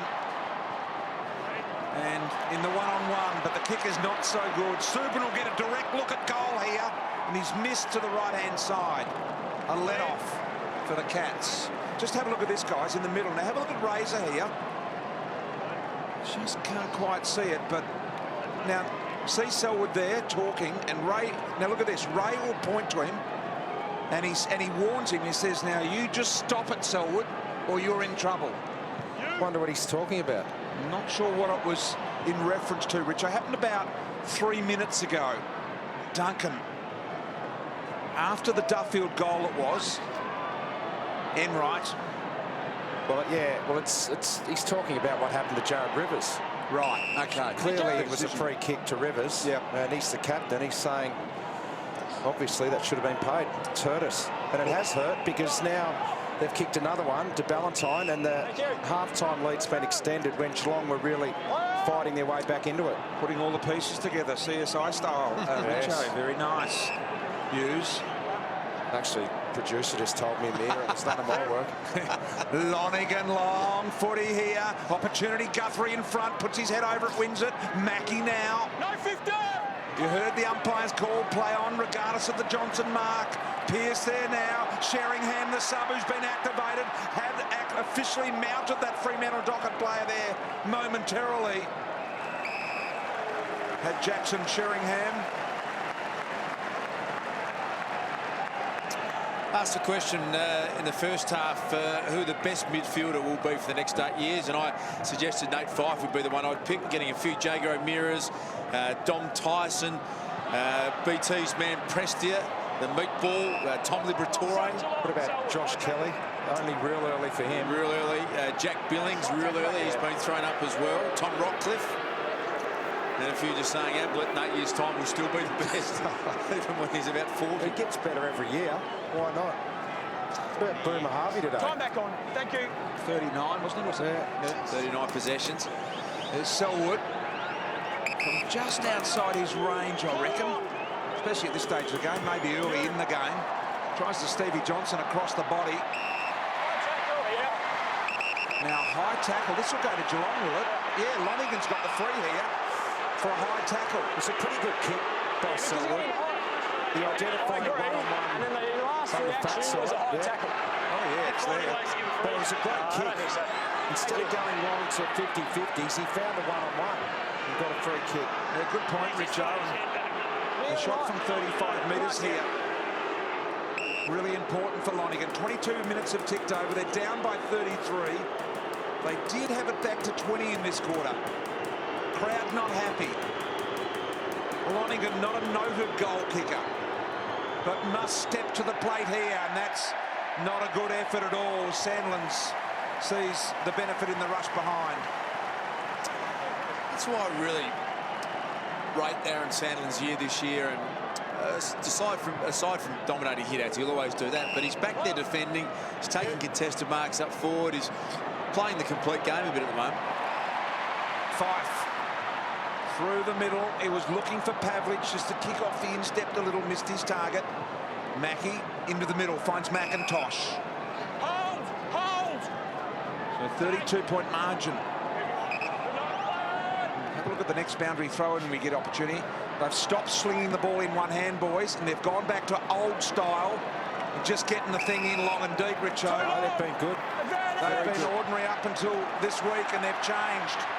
Here's Pavlich, all alone. Good sitting bounce. 40, 30, closing miss left. Gee, the noise goes up whenever Pav gets near it, doesn't it? For those that just joined us, kicked his 600th goal tonight, playing in his 300th game. The first Fremantle or West Coast player to achieve that milestone in this state. Yours. Mackie does go long. Blitzar's attacks. Just the courage from Chris Mayne going back with the flight there was extraordinary. 2 goals apiece in the third. Ballantyne attacks and decides he wants to rip them off.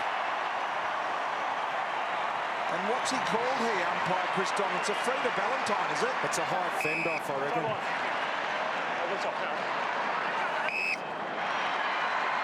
He has applied enormous pressure, Hayden Ballantyne, in this game. James, just come in. And he was not letting go. If it meant a D-dacking, well, that's what it was. Ballantyne for his 3rd goal. Distance not the issue here. He's a good celebrator. That one's straight through the eye, diddle-diddle.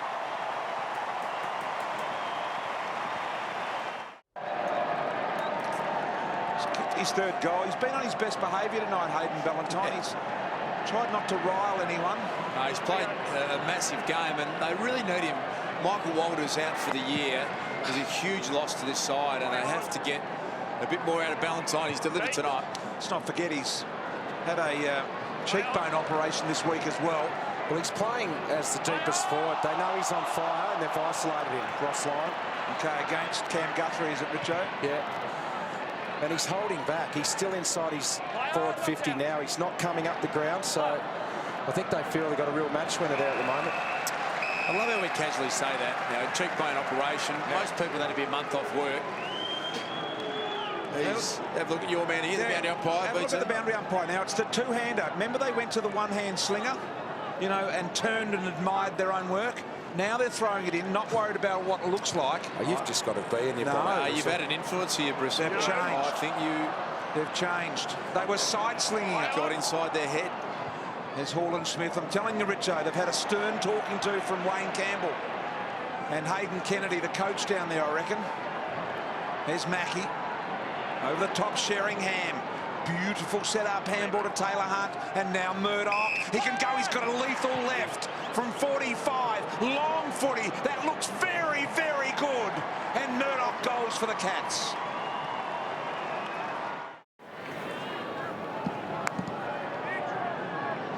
There's the goal. Turn around on the left from Murdoch. That was impressive. And it's been about that 30-point margin since quarter time. They kicked 5 straight goals in the first quarter, Fremantle, and they just haven't been able to inch it back from there, the Cats.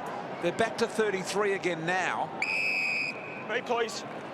But it's been hovering around this margin ever since quarter time. And BT, they've thrown Harry Taylor deep as full forward, trying to pinch a goal from him with his contested marking ability, and thrown James Kelly on the ball for a bit of hardness around there. But still, Fremantle keep winning those clearances.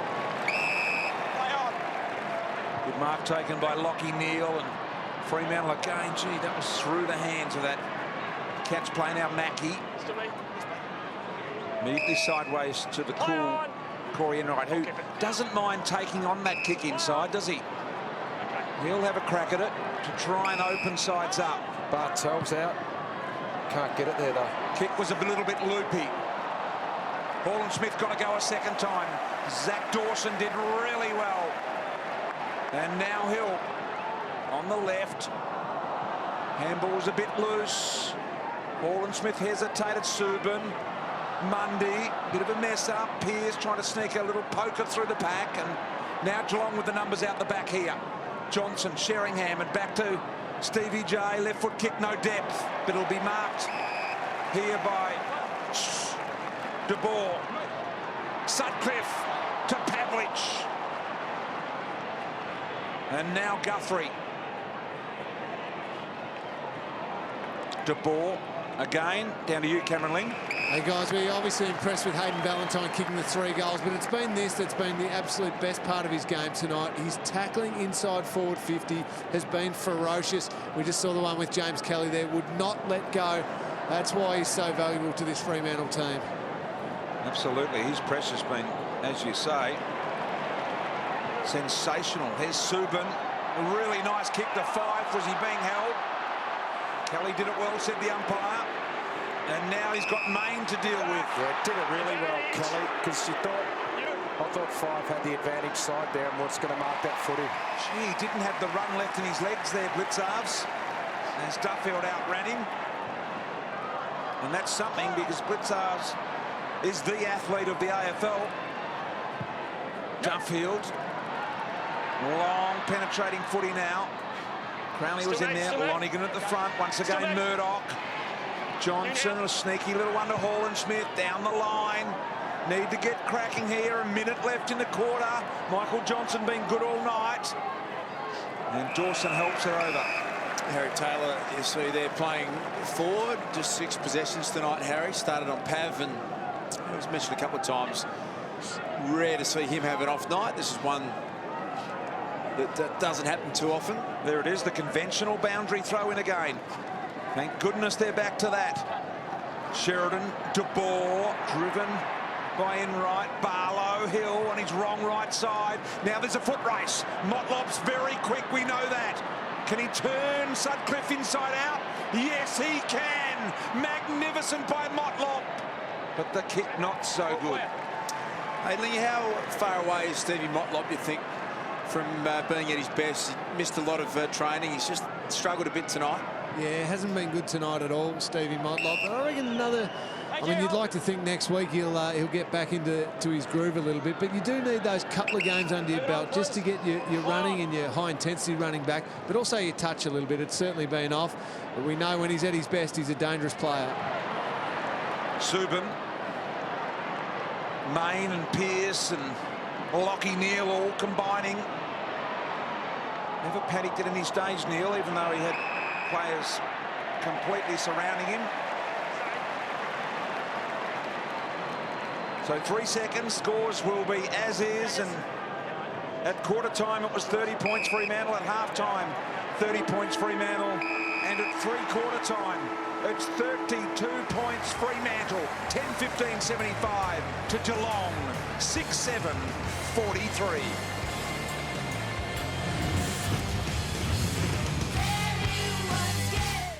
The 3/4 time break, brought to you by Amy.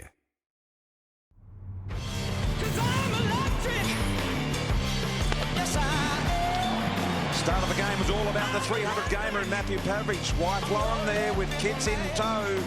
Not so sure about that. First goal to the superstar as well. Boy, did that set the purple haze alight here at Subi. Stevie J and Crowley, to be expected, I guess. Always going to happen. The little wee man, Valentine, with one of the goals of the year to lift them out of their seat yet again. 30-point lead to the Fremantle Dockers at half-time as Pav doing a super job here tonight. Rivers was able to get the ball forward and give them a chance here as the ball eventually was awarded a goal there to Jimmy Bartell. Was there a free kick there or was there not?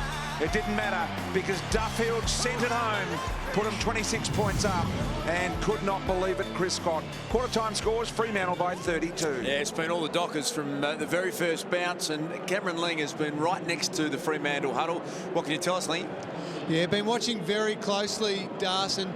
The line coaches, so Brett Kirk, Peter Sumich, those types of people at the Fremantle Footy Club, really strong on their players. They want to make sure that this last quarter they're right on their game. They've been really happy up to this point. Contested possessions at the moment, they're up by 28. That's a huge advantage that they've had over Geelong in the first 3 quarters. The big one, though, their defensive pressure. We know how good Fremantle are. They've kept Geelong to only 30 inside 50s for 3 quarters of the game. Now, Geelong up to this point would average about 42 inside 50s, so a huge difference there. They'd be really happy with the first 3 quarters, but they'll want to finish off big in this last.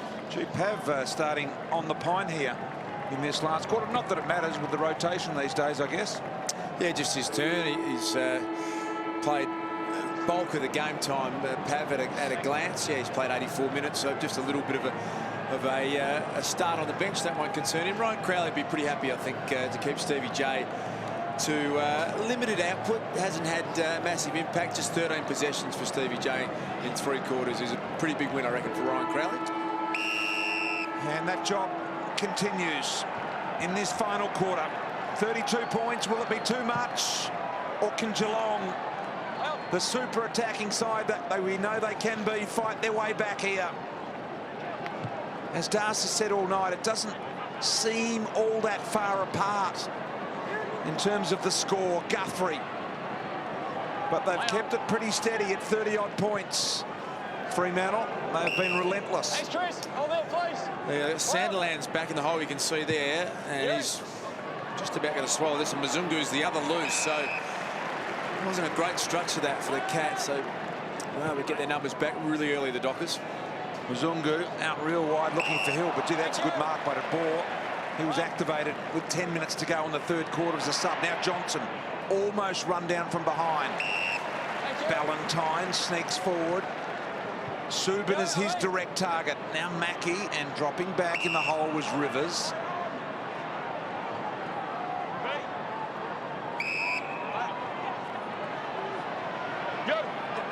Enright. The top to Motlop. Beautiful kick by Motlop to Selwood. Selwood looking for a runner. Got a late one back in Motlop now. The chisel kick. Here comes Hawkins. One hand on it. Couldn't reel it in. Out the back door, Crowley. Under some pressure. Just got rid of it in the nick of time. Or Johnson knew the moment he'd let it go that it wasn't on. And now Stevie Johnson corralled by De Boer. And look at the crowd. Aren't they enjoying the fact that Stevie has been given just a little bit of a working over? Have a look at him in the crowd. Plenty to offer Stevie J. And he's got a bit of a wry smile to go with it. Rivers right on the wing. Found a little hole through here. Allows Guthrie to go. Kick needs to be good. Duffield did a great job to spoil then on Bartel and not infringe. What about Big Sandy off his toes there, front and centre? As Fife gets a free kick. He's done a bit of everything tonight, Aaron Sandilands. Clearly been the best big man on the ground, but good contested marking. Smashed them in the effective hit-outs. Defended when he's needed to. Front on contact there. Gee, the Geelong supporters will be saying, what about in the last quarter? There was no such thing as that.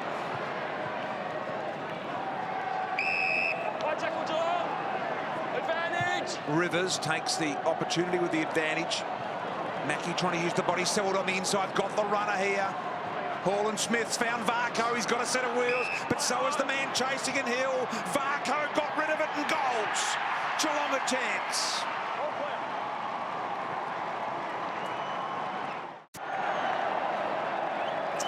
Yeah, Trevarco on the end of one here. Just keeps this game alive at 26 points. What about their captain, Joel Selwood? 31 disposals, 16 of those contested, 6 tackles, 8 clearances. Couldn't do much more.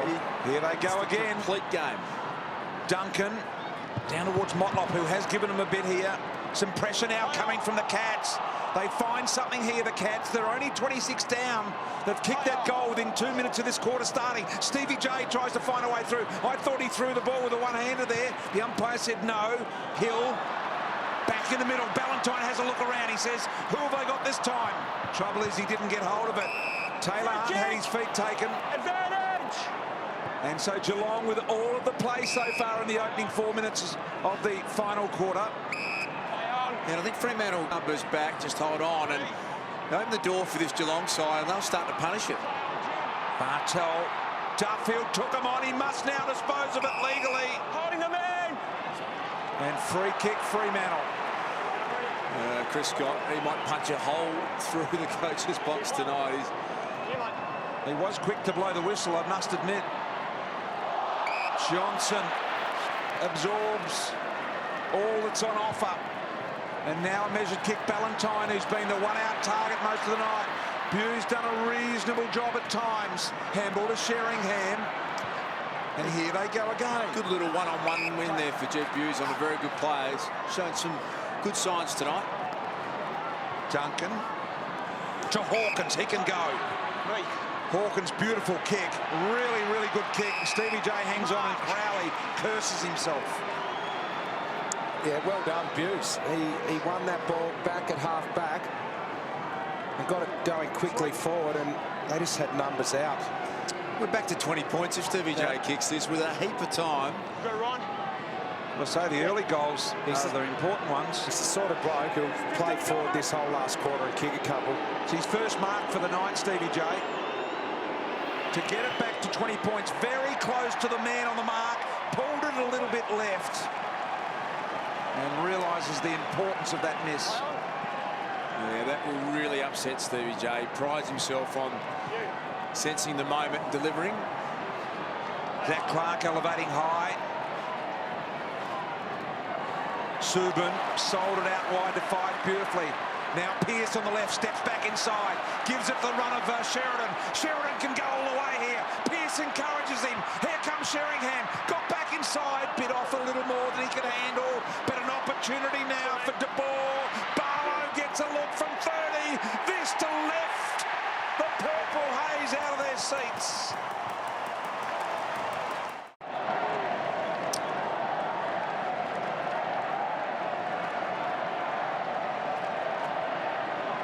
Willed at home did Michael Barlow.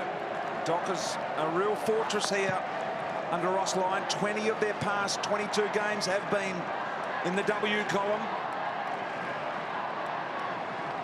Naki applying the pressure. Varco, quick little give. Kelly goes wide. Dawson tidies up to Mundy. He's got off the back of the pack if he wanted him, Barlow. Instead tries to make some ground with a ball directed in Pavlich's direction. What's 300 games tonight? What's possible? Another year as a minimum for Pavlich? I guarantee him a year next year. I would be staggered if he didn't go on another year after that. Something would have to change pretty drastically. But the thing you can do, Pavlich, you can play so many roles, isn't it? You could put him back to the defence if you needed to. You could still run in the midfield. Zach Dawson with just 6 disposals, but he's such an influential defender. Well, he doesn't seem to have lost his mobility at all, Pavlich, does he? No. I mean, that's what dictates whether you go on.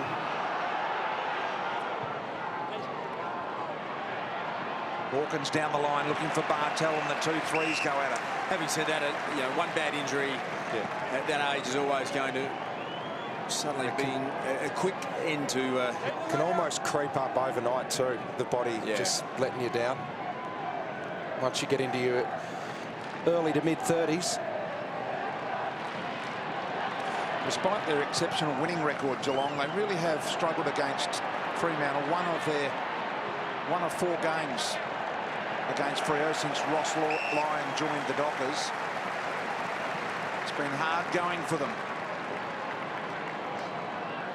Not sure how many of those have been at this venue, but certainly 2 that I know of. And you've also got to put that massive win in the final down there at Geelong's home ground.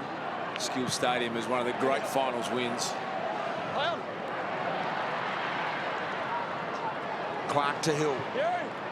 Sneaks it through. Doubling back was this man here, Duffield. Inching footy, miss Subin across goal. Geelong need the defender in blitz halves to really work here, and he does. Sheridan went to ground. Just a little greasy there at the moment. Johnson looking for the give and go. Now Enright. So it's back to 31 points, and this is where it's been basically since the quarter-time break, in or around 30 points. Have responded, Fremantle, every time Geelong have got it back to a 20-point margin or so.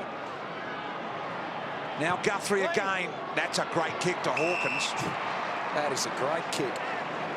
Absolutely lace out. Nothing defender can do there in Dawson. Must kick the goal. Tom Hawkins. Have a look at this, a daisy cutter. And he actually said with his hand movement, go in that direction. That's where I can find you. Back in, boot two. Just checking the umpire's mark there. Yeah, I do from here, Richo. 50 metres out. Kicks right through it from this range, Tommy. Got through the one in the first quarter. Got through here. That's left to right all the way. That's a magnificent hoist of the football. Hawkins. BT, you like this action? Yeah, look, he's getting right through the footy. Look at that. The leaves the ground. He gives it everything. He's not tinkering with the footy and being light and fluffy with it. Yeah, it's a great kick. The thing about Hawkins now is he can have a reasonably quiet night, but because he's straightened his kicking up, a quiet night's not a shocking night because he's going to kick his 3 to 4 goals. No, he's got 3. And I tell you what, they keep coming. It's 25. They haven't been closer than 20 points since the 20-minute mark of the first quarter, so they just can't break this next barrier here. Harry Taylor playing in that full forward position, as Lingy mentioned. Coming out here, please. Third man up was Selwood. Come on. And we'll end up with another ball up, but it's inside Geelong's 50. It's polite of Razor to say, please there, Bristle. Is he backed out? Or not. Stay away from his head. He's given a free against Stevie J. Move it on. Play on. Stay away from his head was the message. Rivers drops the mark. Now Main, Varco's kicked a couple of goals in this game. Hill through real heavy traffic. Now Pavlich got to do likewise. McIntosh under Hill pressure. Got rid of it to Hall and Smith. They're working them back here, Fremantle. They just keep pushing them back, pushing them back, pushing them back. Ooh, boy.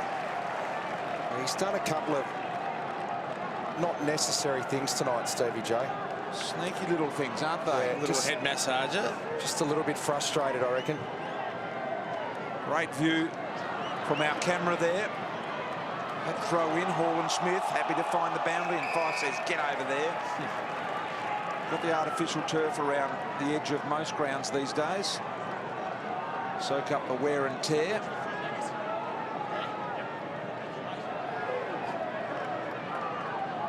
New stadium will be built over here. I think 2018 is the completion date of that.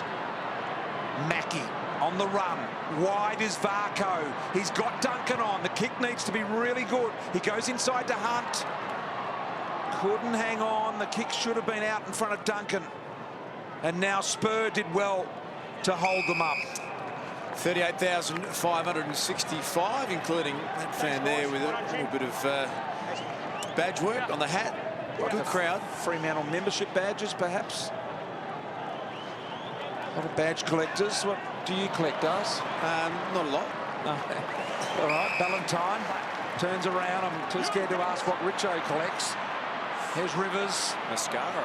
I used to collect goals, but yes, that's right. 800 of them. That's the lazy 800. I like it, Richo. Pulled out the obvious poker. Oh, that's just, you set me up there. Enright. Oh, he's gone to Stevie J. Inside ball here. Kelly's got to go back. Look at the runners. Look at the runner again. He's out there. Oh, come on. Duncan through some traffic. Just slowing down a little here, the Dockers. Duncan's got within 55. Harry Taylor's one out. Harry Taylor, Harry Taylor. Oh, they're all over him. Hawkins into the goal square. And Sutcliffe did well. Taylor. They are pressing the Cats. Both in the hold there, boys. Yeah, I like those ones being called play on. I think they're both having a bit of a wrestle. But one more goal and Geelong's way.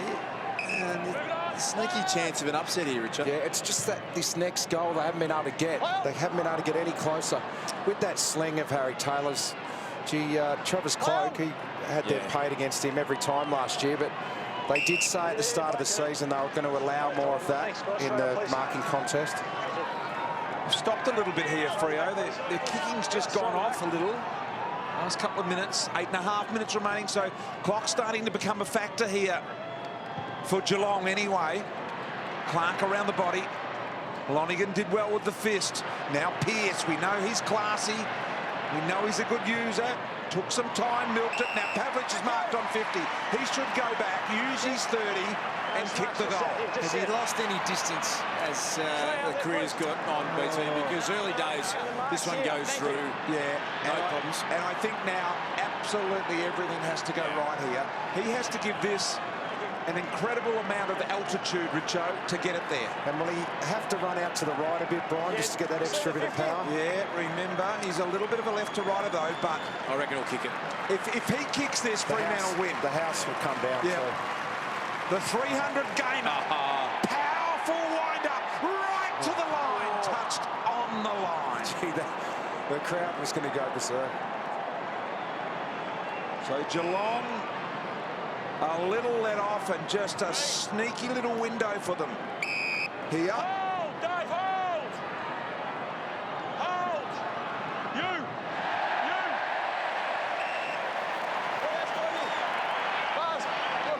The Pavlich family. A little disappointed they didn't get an extra metre on that one. Mum, dad, wife, kids, aunts and uncles. As soon as he walks inside. They're all there. There's Mundy. Winds it up on the right, looking for Mzungu, who was dangerous in front of goal early in the game. Now at the back is Ballantyne, skirting the flanks again. Gives it back to Mzungu. Funny little kick. Not the required journey, said the umpire, so that's why the mark wasn't paid. Neil to Sheridan. To Ball. Fighting for their life here, Geelong. They know if they concede a goal, it is all over. Bartel's gone for the kick. Mr. Sitter did Dawson. Good enough to go back and get it, though. It's Johnson to Mundy in the middle. You reckon Geelong have got just one last yelp in them over the next minute or two? And if it doesn't come then, I reckon they'll be drained of enthusiasm. Yeah, I reckon Freo here just taking a bit of heat out of it, trying to get a bit of time off the clock. 6.5 minutes remain in the game. Mzungu, both hands on it. They can get it back, Freo. They can start to take time off the clock. Guthrie to Bartel, Bartel to McIntosh, and Guthrie alike. The run-off half-back. He needs to find someone with this kick. Selwood now has got the player out wide. 3 of them. Look at the overlap run here. So this has given them some hope and enthusiasm. Mackey's pushing inside 50. Duncan to Taylor. Taylor from 50. Winds up on the left. Thought about the long one. And the little mark's been taken by Motlop. He runs. Plays on. It's back to 19 points. All of a sudden. Kicked 3 of the last 4 goals here. Let's go. And they're as close as they've been since Pavlich kicked his 2nd goal at about the 20-minute mark of the 1st quarter, I think it was. Time is going to be a major factor. 6 minutes. And they're going to need to find at least 3 goals and are behind in there somewhere just to even it up. So they are pressing. Blitzarves. Wide. 1 goal from Fremantle and she's will be all over. Pearce. Pavlich. Round the corner. Good footy. Good hands. Tommy Sheridan, the boy from Riddles Creek, has a big chance to go back and nail this shut, Richo. Gee, that was a good mark. That wasn't an easy ball to take, a snap around the corner like that from Pavlich. As we look again, not easy the way that ball was spinning. Just 8 career goals What's he like on the set shot? Tommy Sheridan. You know a bit about him, Bristol. I haven't seen him kick enough of the set shot, but the distance will just be there for him. He's pretty good at most facets of the game. This to nail it shut for Fremantle. He's got it perfect. That is perfect. Tommy Sheridan has closed the door on the Cats. Jump out. Hey, can you come quickly? Come on, lads. They're pretty happy, BT. The Purple Haze. They're excited about this. They will win. They were 4-4. This will make them 5-4 going into the bye, Richo. Just in the positive column here. And now all you're thinking of, really, if you're a Fremantle player, is getting another one and possibly carrying Pav off. Here's Zach Clark around the corner.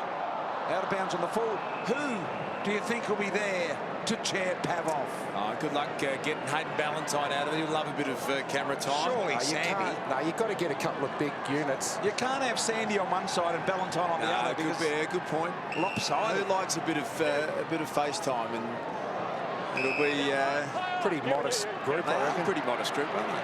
Yeah. Zach Dawson will be amongst them. Pavlich just to put the icing on the cake, misses. I reckon you get Mundy and Barlow, two solid citizens in the midfield, 6'2". Thank you. Push out, please. Do you think Geelong are any chance of the guard of honour and the lineup to see him off? Lengy, what do you think? He's not retiring, of course, but No, given he's not retiring, I don't think they'd do that, but I think they'll certainly all get over to him and certainly shake his hand for the game, but also for his wonderful career. Gee, Buse, that was. He's looked comfortable at this level, Jet Buse.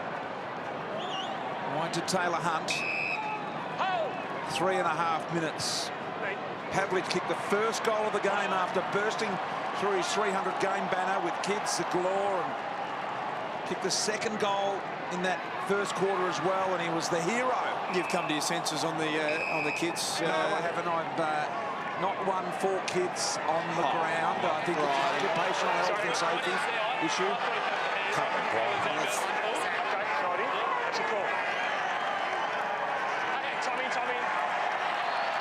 The boundary throw in the decision here. Although, if you're getting up near the 300-game milestone, I think you get the choice to do as you wish. But here's Stevie J, a little right foot, bit of magic off the side of the boot that Mzungu stopped in its wake. He's had a rather different night tonight, has Stevie J. Been a lot of action in and around him. Crowley's won that battle tonight. Really good job. Yeah, well beaten tonight, Stevie J. Crowley's done a terrific job for his team. Stevie's been in fantastic form throughout this season, but well beaten by Ryan Crowley tonight, and it's gone a long way to making sure it's a big win for the Dockers. Gee, they've had a massive clearance win tonight. Plus 15, the Dockers in the clearances. Here's Ballantyne. He'll want to turn Hall-and-Smith inside out. Brings it back to the right. Around the corner. Hayden Ballantyne misses. He was just ready for one of the all-time celebrations. He had it ready to go. He had too much time to turn around then, Hayden. He has been incredibly effective inside the arc in this game. They've got it to him one-on-one. One of you guys mentioned that he was the one-on-one target in there. And they've liked the ball on the ground to him inside there. It's been great. Bartel looking to spoil Zach Clark. Now Pavlich inside over the head of Sheringham, trying to run it down his main. A little bit of a shimmy there, gave it off to Crowley. Johnson and tackles him and drags him over the line. Thanks, guys. Brett Kirk cross line there. And they will be happy with this because they'll turn at the bye at 5-4. And they're 2 games out of, or 3 games out, 4 games after that are Western Bulldogs, Adelaide, Richmond, Brisbane. So they can really set their season up coming out of the bye. Yeah, they'll like the look of that month, Fremantle. Thank you. Top 3, yep. And I like the look of where they're starting to head now with a bit more of a settled lineup, BT. They had a few injury concerns. They've got their gun midfielders back. And it looks like they've got their really key players in good form. Do you think they can still be a grand final premiership threat? Absolutely. Yep, they're right in the mix for me still. What about you? I couldn't agree more. I reckon they're well and truly in the hunt. And the thing that we've seen tonight is their running power. Right across the ground, it was Pearce and Hill early, Mzungu, David Mundy, Fife, Barlow, all these players. They just run hard and run strong right throughout the entire game. And come September, you need those sorts of players out there. What a celebration it's going to be here tonight. Firstly, for Fremantle and their fans on winning. And secondly, doing such a fine job on such a big milestone game for their skipper, Matthew Pavlich. Under a minute remaining. Crowd of 38,565 here tonight. Essentially a full house. Neil, little one around the body. Here comes Ballantyne again. Got the jukes on it, couldn't hold on to it. Sheringham with the tackle. 30 seconds remain. She's struggling. Ross Lyon would be delighted with the initial lead they got in the first quarter and the fact they've been able to keep 30 points between them and Geelong for most of the night. Here's Pearce, gets a look from 45, and that's a really classy finish. Daniel Pearce makes it a 32-point margin. Just a little bit of icing on the cake for the Fremantle Dockers, and they got down to 30 points at quarter time, 30 at half time, 32 at three-quarter time, and it's now 32. So they did the damage early. Cats are brave as always and had their moments where they threatened, but it's going to be all about that man on the final siren. He's one of the greats of the modern era, Matty Pavlich. Really loyal, humble star of the game, and it's great to be here to see him celebrate a big milestone, BT. And will it be a small man chair off or a big man chair off? That is what we'll find out. They're in full flight here at the moment, the Dockers fans. Have a listen to this when the siren goes, as we've got a recall bounce. Sorry, boys. Chamberlain apologising, and will now throw it up. Geelong are going to win by 32 points. And for the first time this year, get in front on the win-loss register at 5-4. Fremantle by 32 points.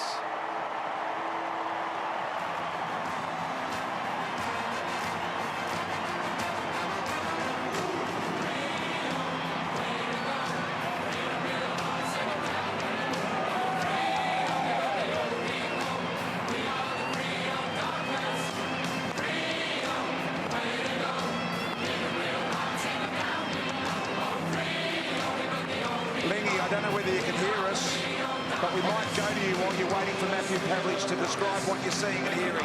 I can. I've got Pav right here, right now. He's got the game ball. All of his teammates has just come and run and given him a big hug. Geelong players shaking your hands. Congratulations, mate. 300 games, 600 goals. Just an incredible night. For yourself, I know you don't want to think too much about yourself, but you must be enjoying it. Oh, mate, when we play like that, I enjoy it. You know, that's back to somewhere near our best in the first half, and you know, when we're playing like that, that's why the leaders of this club really like, you know, that real hard-nosed attitude. And it wasn't pretty, but you know, the effort to Hayden Ballantyne and David Mundy inside, you just take the hat off to them. And yourself again, I know you don't want to focus too much on that, but it's been a big journey here, and you've been able to lead this team against just listen to the cheers of the crowd. It must be so special, though, that you can enjoy a night like this as somebody who's one of the greats of the Fremantle Footy Club. Yeah, look, the whole week has been really overwhelming, and tonight, and that Raw is no different. The amount of support from our fans and a lot of people in the industry, it just goes to show what a great industry we operate in, Lingy. And it's great people and great environment, the footy club. And you know, yeah, we've had some hard times, some really challenging times, but I love the footy club. And as I've said all week, I've grown up alongside, we've matured together, and hopefully we can really propel from this point on. Well, mate, go and enjoy it all. Soak it up as much as you can, because it's very, very well deserved. Congratulations, mate. Matthew Pavlich there, and the Geelong boys showing some great respect, just standing off to one side, not wanting to interfere with the great win by the Fremantle Dockers, but also just showing some respect for Matthew Pavlich. They're all class, the Cats. I love the way they play their footy. I love the way they conduct themselves, and they're going to form a guard of honour, BT, I understand, the Cats, so they're waiting. What a great sign of respect that is for Matty Pavlich, Ross Lyon down there. The only thing with that, Das, is they're going to have to wait a long time, and I'm not sure that they'll wait it out, because by the time Fremantle do their lap of honour, give the obligatory ball away, I think probably what should happen is Pav should just go over and say thanks for hanging around, you know, go back inside and we'll enjoy it, because they are going to wait some time if that doesn't happen. Let's go down to Cameron Ling. We've got a very happy Hayden Ballantyne here as well. What a night it is for Fremantle tonight, for Matty Pavlich. Must feel great to be a part of a game like this. Absolutely, you know, the main aim was the 4 points tonight, but to represent Pav the way we did tonight was unbelievable effort from the whole team, and you know, we needed the win and we got the 4 points, so unreal. And you must have really set yourself to play in this game. You had an operation on the face, on the cheekbone during the week. You must have really wanted to play. Yeah, I did. You know, normally I don't wake up too well from anaesthetic, but I woke up all right, and I messaged the coach straight away and said I want to play, so I just wanted to get up and do my part for the team. You were going to potentially have the job of cheering Matty Pavlich off the ground, or one of the bigger boys. I put my hand up a couple of weeks ago to cheer off Spider, but no, I don't think I'll get the job done. Great work, mate. Go and enjoy it with Pav. Well, here he is, Matthew Pavlich. Look at this. Great class from the Geelong players. And there they go. Matty Sandlands and Zach Clark, the big boys. I reckon that was pre-planned. Yeah, the big boys have done it.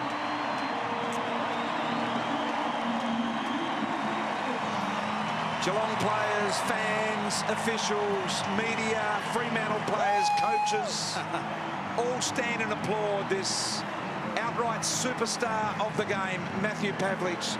In his 300th game, he also kicked his 600th goal. Yeah, big smile on his face and classy effort all round. Ross Lyon actually went over and said to the Fremantle boys, hey, get off quick. The Geelong players are waiting. Don't keep them out there too long, and that's great mutual respect. And it's a pretty good community, the AFL community. There's a lot of mutual respect. You go hard on the field, but when it's all said and done, there is an unbelievable amount of respect for how hard it is to play this game. At the level Matty Pavlich has done, he goes into the all-time greats.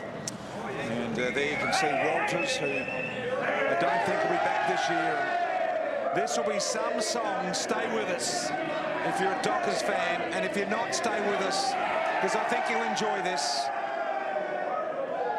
Honouring one of the greatest players in the AFL.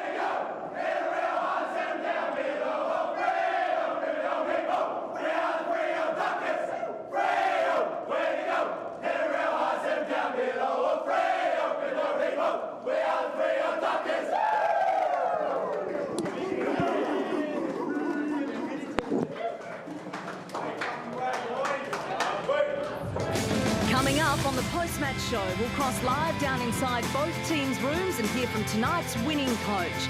Baz will join us live at the desk to tell us all we need to know about today's big footy results and fallout. Steve-O has all the latest news before we head inside the coaches' pressers live. There's sure to be a headline out of them tonight.